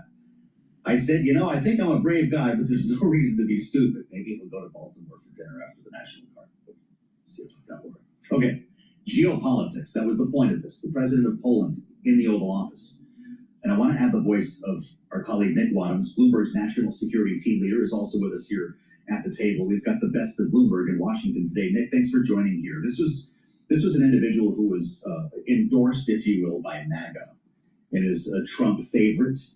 What we just heard in the Oval Office, kind of interesting with regard to Russia. The potential for a second or third phase of secondary sanctions or tariffs, as he puts it. What's he talking about? What might we see in the next few days?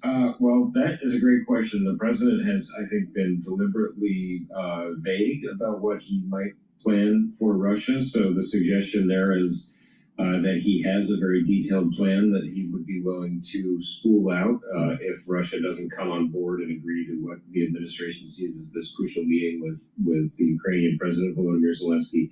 The challenge is when you really try to bore down and get details, it's not really clear what exactly they have in mind. So I think the idea would be potentially secondary tariffs, so tariffing China potentially because it imports Russian oil. But you know, we've also been told, some of our reporting is essentially that the administration recognizes that would be a potentially poison chalice because, you know, if you really go after China, you start to potentially have big problems with the global economy. So it's another situation where the president is making a threat, but the follow through very uncertain at this point. Well, I'm going to ask you more about China because the visuals coming from China are wild this week. With regard to Putin, let's listen to what Donald Trump actually said when he was asked about the president of Russia a short time ago. Listen.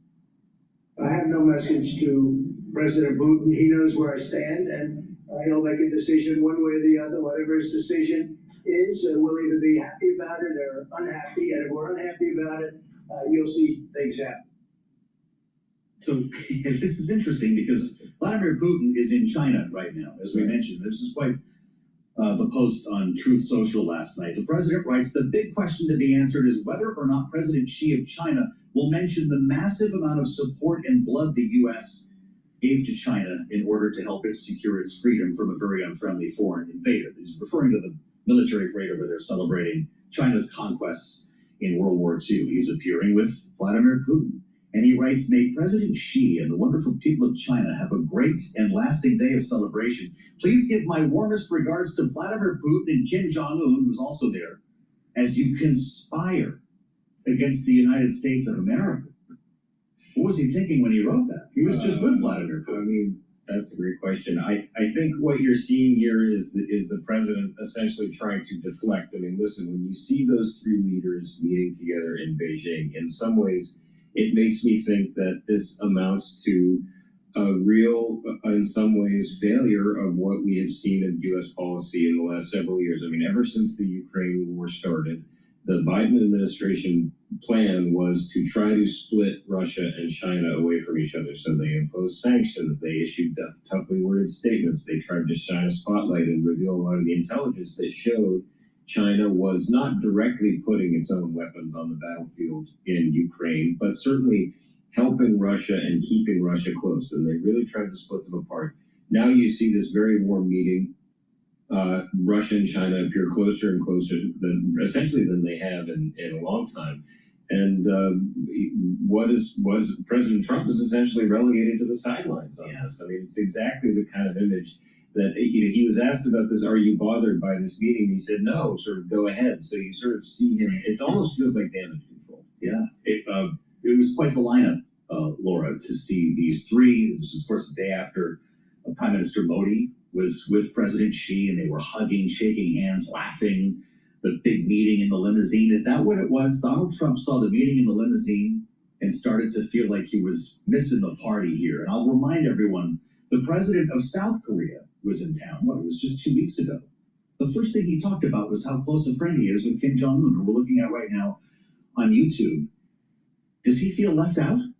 He certainly doesn't like missing a party, and he certainly doesn't like missing one with the optics of that. That's a really big red carpet from those big grand spectacles. He is less inclined to go to some of these big, the G20 and other those. He doesn't like hanging out there for a whole long time. But when it's these very powerful people who he has looked up to and at times been very expressed a lot of admiration for, this is something that is clearly bothering him. He was very quick to deflect and almost one doth protest too much. Boy, I'll tell you, remember the axis of evil? President George W. Bush, what was it then? Iran, Iraq, I can't even know, North Korea. You look at these three here, you've got Russia, China, North Korea. Is this the new axis? Is this like the Mount Rushmore of bad guys? I mean, I don't think we should, to give the president too much the benefit of the doubt, but we shouldn't also discount the possibility that this is a meeting that is really designed to project a degree of unity that is not actually there. And yes, there is a lot of cooperation between Russia and China. Correct. I mean, there is cooperation between Russia and China. There is North Korea is largely supported by both of those countries too, but China knows, its trade relationship with the United States is far more valuable to it than the sort of the geopolitical alliance it gets with Russia. I mean, when you really get down to brass tacks, dollars and cents, China understands how deep its interdependence is with the United States. So, I don't think you can also discount the possibility that they're doing this precisely as a jab a little bit against President Donald Trump. He's trying to make it look like there's a lot of division between these countries, so they get together, they do a meeting, they shake hands. But what actually comes of it? Yes, there may be some deepening ties between Russia and China over Ukraine. North Korea has been involved to some degree in the Ukraine war, but beyond that, this is not a relationship that is in any way going to threaten the economic ties the U.S. has with China. Reality check, as usual, from Nick Wadhams. We didn't get a military parade, guys, but we got a flyover. Did you see that from when the president of Poland arrived? We got a flyover of F-35s, then another one, F-16s, missing man. That's just part of the trick now. When the president's out with a world leader, we get a flyby? I think this is a classic example of a second-term president. He suddenly knows all the buttons. He knows who to call. To press to have a big parade. That includes the Diet Coke button. Great conversation. Nick Wadhams, Laura Davison, the best of Bloomberg here in Washington. Many thanks to both of your insights. The meeting has concluded, at least with the press, but the presidents are now having their working lunch in the cabinet room. We'll let you know if any more news comes from this. We'll assemble our panel next. G.D. Shanzano and Rick Davis, Bloomberg Politics contributors, are with us for the ride today, and we'll have a lot more live from the nation's capital. Thanks for being with us on the radio and on YouTube, only on Bloomberg. please go to my store, the-studio-reykjavik.com, and get the heirloom barley. This will help to detoxify your body, bring down inflammation, and soak up free radicals. Important to take every day. Also, you can stack it with or take separately the Boomer Boost. Boomer Boost has 68 nutrients that will target multiple systems. They'll target heart and vascular system, brain function, musculature, increase your energy levels, and rev up your metabolism. So take it every day. It's a powder. It's a month's supply. You can mix it with soft foods, filtered water, a smoothie, or even with milk. And you'll notice that you're going to have the energy levels that you need throughout the whole day, and it'll help to get rid of that brain fog. You'll be able to concentrate better. You'll be able to sleep better. You'll recover from a workout, and you can stack it with the heirloom barley or the gladiator barley. So please go to my store and get the Boomer Boost. Also, C60, a very potent antioxidant. Now, my protocol is tied to the whole concept of soaking up free radicals and bringing down inflammation and boost up your immune system and slow the aging process. C60 will soak up those free radicals at the cellular level to help your tissues and your organ systems perform better. By soaking up the free radicals, your mitochondria is going to improve. You're going to have more ATP. You're going to have more energy, cellular energy. Your immune system is going to be performing better. Your endocrine system will be performing better. Your brain function will perform better. You'll soak up those free radicals at the vascular level and reduce plaque formation. And by having healthy neurons, you're going to have better neuroplasticity. And with less stress in the neuron, you're going to maintain the health of the myelin sheath. Super important. And with healthy mitochondria in the neuron, and soaking up those free radicals, you're going to have more energy to produce those neurotransmitters. So please go to my store, get the C60 in MCT coconut oil, extra virgin olive oil, or avocado oil. You can get it in a 2 ounce, a 4 ounce, or an 8 ounce configuration. The higher ounce configuration, the cheaper it is. Use discount 5, you get $5 off any order. If you spend $100 or more, you get a free gift until supplies last.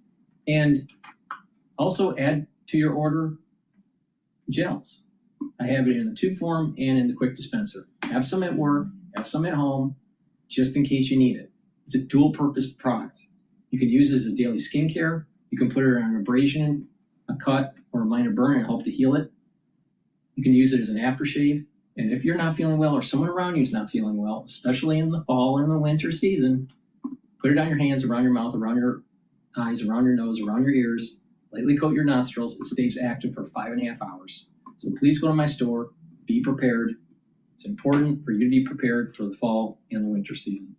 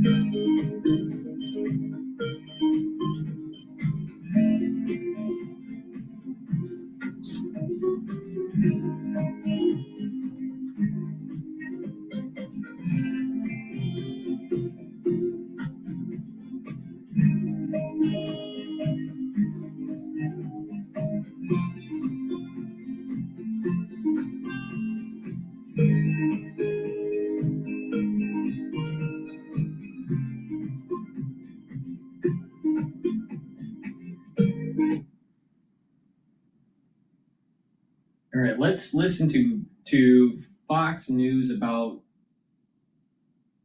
the mayoral race in New York City. Growing your agency means helping your SMB clients grow. To them, that means getting new customers and keeping them. Today's customers expect instant responses and great service.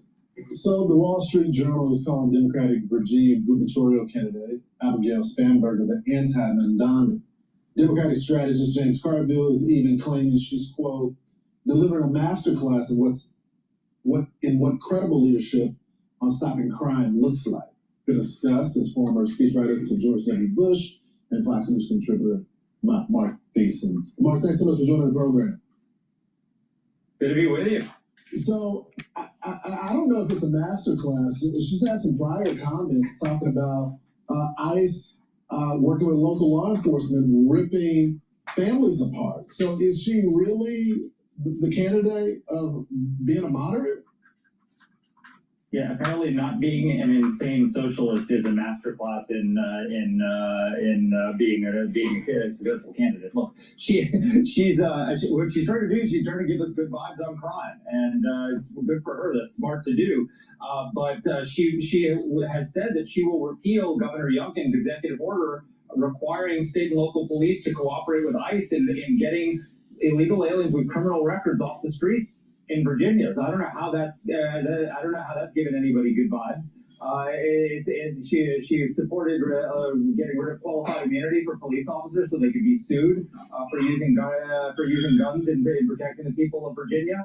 So I don't think she's a real moderate. She's a fake moderate, but she's smart to position herself this way because the Democrats are on the wrong side of all these 80-20 issues. 9 in 10 Americans want to get rid of every illegal alien with a criminal record. 8 in 10 Americans want to think that there shouldn't be men and women's sports. 8 in 10 Americans think that the crime is a major issue, and so she's smart not to mimic Mamdani.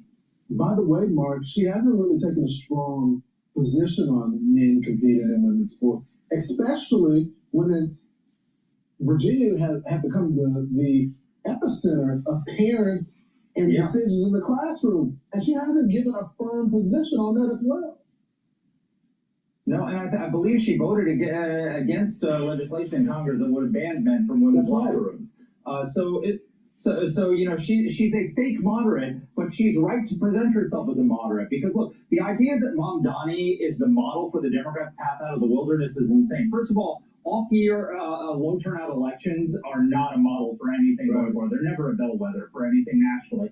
But two, he's a socialist running in the most liberal city in the country in a four-way race against an unpopular mayor and a disgraced former governor that people would blame for killing their grandparents. You're not going to recreate that nationally. That is a unique set of circumstances. The idea that Mamdani is something that people should emulate is insane, but a lot of Democrats are emulating this and coming around on him. Mark, and they're going to pay a price when it's not an off-year election. Just an exit question, then why is Barack Obama, the chief tactician of the Democratic Party, getting behind someone like Mamdani?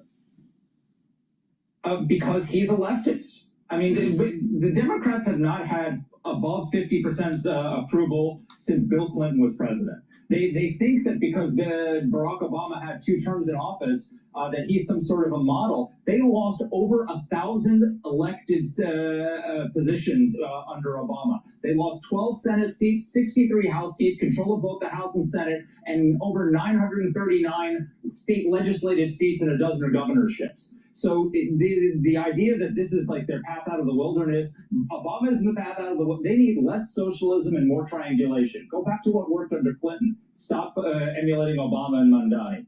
Some advice to the Democratic Party. Mark, thanks so much for joining the program.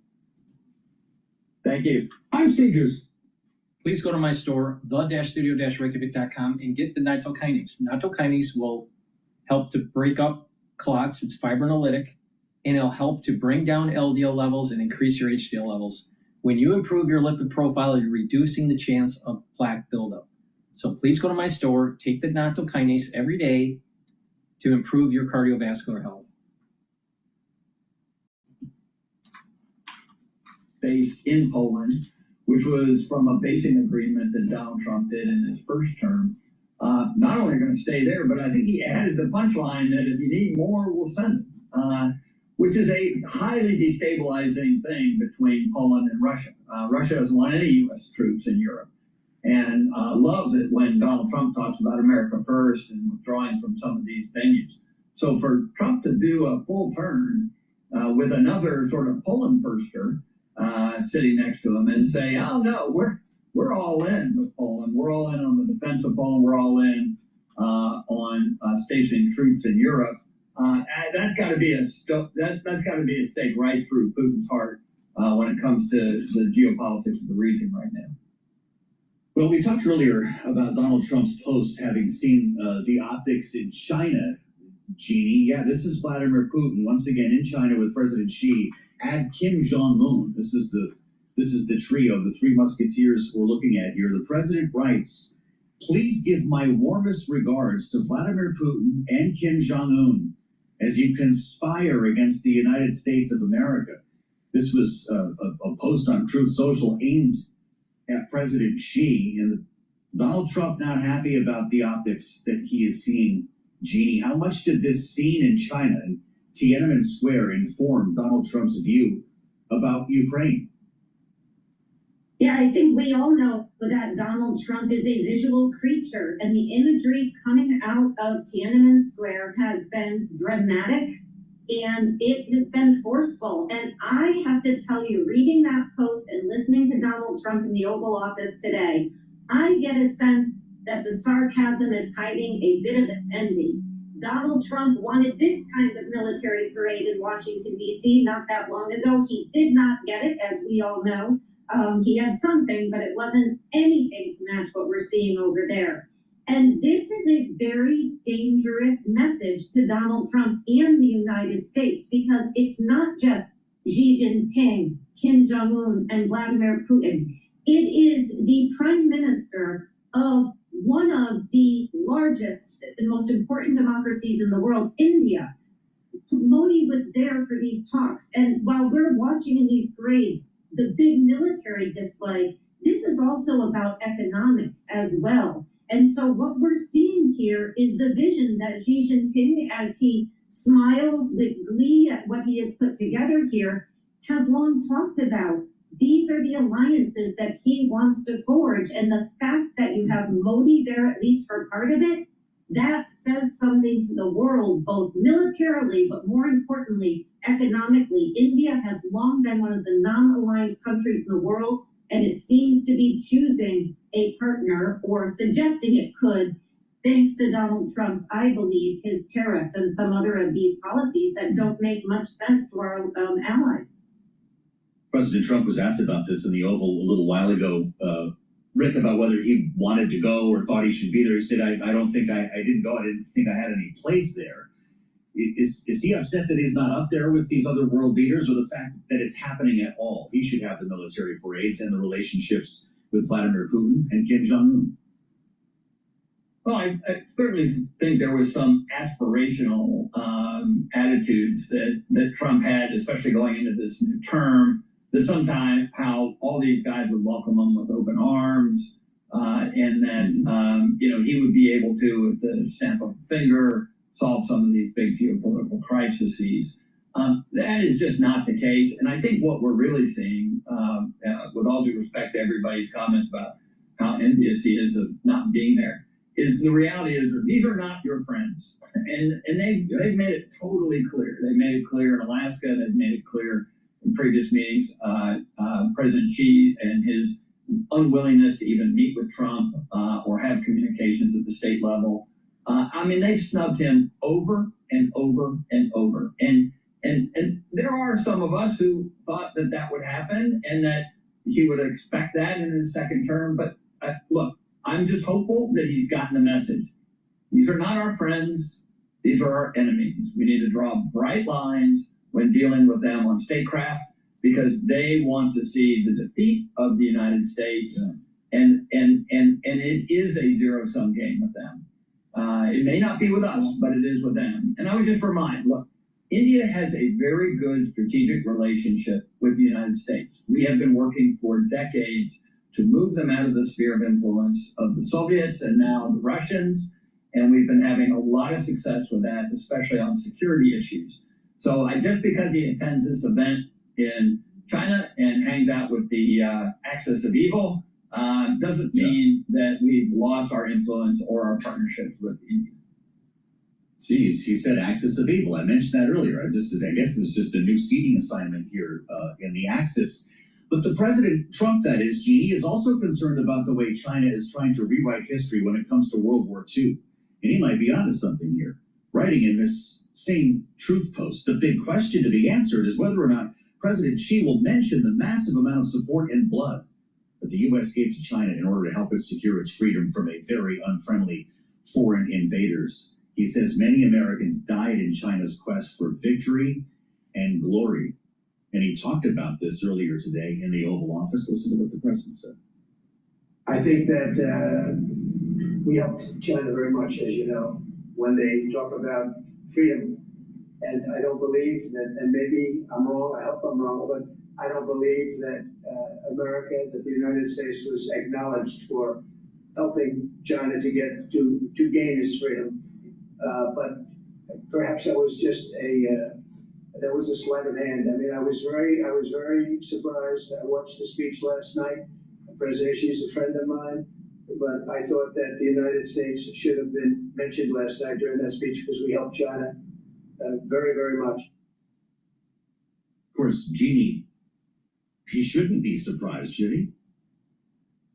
Well, he absolutely should not be surprised. And this is something we've seen from Donald Trump over and over and over again. He seems to approach everything as if by sheer will of his wonderful personality and his abilities to negotiate and the way that he sparkles, that he is going to magically be able to impact the vision that these many leaders have. And over again, we've seen that personality is not enough for him to achieve these ends. And it's just stunning to hear him say this once again today. If you listen to what Xi Jinping said in that speech, he talked about rejuvenation. What did he mean by that? He meant that when they defeated Japan in World War II, it was the first victory of China over what they describe as a century of shame when they were occupied by Japan, and guess who? Britain. Not that Britain occupied them directly, but it was this overbearing of this mammoth Great Britain that controlled about 3/4 of the world at one point in world history. And you know what? They're still confronting this today, and now it is the entire West. What are they trying to do? Say they have enough since World War II of the Western overbearance and the fact that the West, led by the U.S., seems to be dominating the world, and they're pushing back. And Donald Trump seems surprised by this. Xi Jinping has been saying this as long as he has been in public life, and as long as Vladimir Putin has been saying that he wants to reconstruct the great Russian Empire. So should he be surprised? No. But if he is, it's because he hasn't been listening or paying any attention to what they've been saying. I don't know if this part of the story matters to you, Rick. Obviously, China is not going to tell the history of World War II in the same way that the United States would, or even Russia for that matter. But does this sound like we're setting the stage for a summit between President Trump, President Xi? Yeah, you hope so. Look, good things happen when world leaders meet across the table and can confront the challenges that they have with one another. It doesn't do us any good to ignore the growing influence of China in the region and across the globe, both economically and militarily. There are a lot of issues we have with the way China conducts itself in those spheres, and we should be prepared to confront them with that. Because if we are to peacefully coexist, which would be the goal, not to just assign ourselves the point in history where we are just convinced we have to go to war with China in order to preserve our way of life, that would be a very important meeting. But we hope that along the way that Donald Trump gets a crash course in history, because if we think China is going to bend over backwards to accommodate us in the world stage because we were on their side, in World War II, then he is really missing the point of today's geopolitics. Great conversation and great analysis from our panel. That's Rick Davis and Jeannie Shanzano, Bloomberg Politics contributors, who will return in our second hour. We still have to talk about domestic politics with Rick and Jeannie, including the big conversation today about Jeffrey Epstein in Washington. This did come up as well with the president in the Oval Office, and he brushed it off as a Democrat hoax, which is pretty big news considering the fact that Epstein's victims were holding a news conference only about an hour before he said that here in Washington, D.C. We'll welcome our global television audience to the conversation coming up at the top of the hour. Preeti Gupta will join us as well. We'll have... Please go to my store, the-studio-reykjavik.com, and get the vitamin D3. Vitamin D3 is a cofactor for gene expression. Vitamin D3 helps to absorb calcium, and vitamin D3 helps to get cells to go into apoptosis, especially if they're infected. Very important to take this, especially in the fall and the winter. Be prepared. And vitamin K2 and K7 molecule will help with your bone density and your cardiovascular. How does it work? It's going to help to absorb calcium. It stacks well with D3. Take in the calcium supplement, do the resistance training, and you're going to have denser bone. Stack these together, and you'll also be able to pull some of that calcium deposit around plaque formation and prevent further calcium depositing from happening, and that will help with your cardiovascular system. So please go to my store, get the vitamin D3 and the K2, stack them together, get max benefit. But remember, D3 helps cells to go into apoptosis, especially if they're infected. So please go to my store, the-studio-reykjavik.com. Now, it is important to pay attention to this fall and this winter season. It's going to be problematic. Better be prepared. But if you're not, and you start having problems, you've been warned. Thank you for listening, and have a nice day.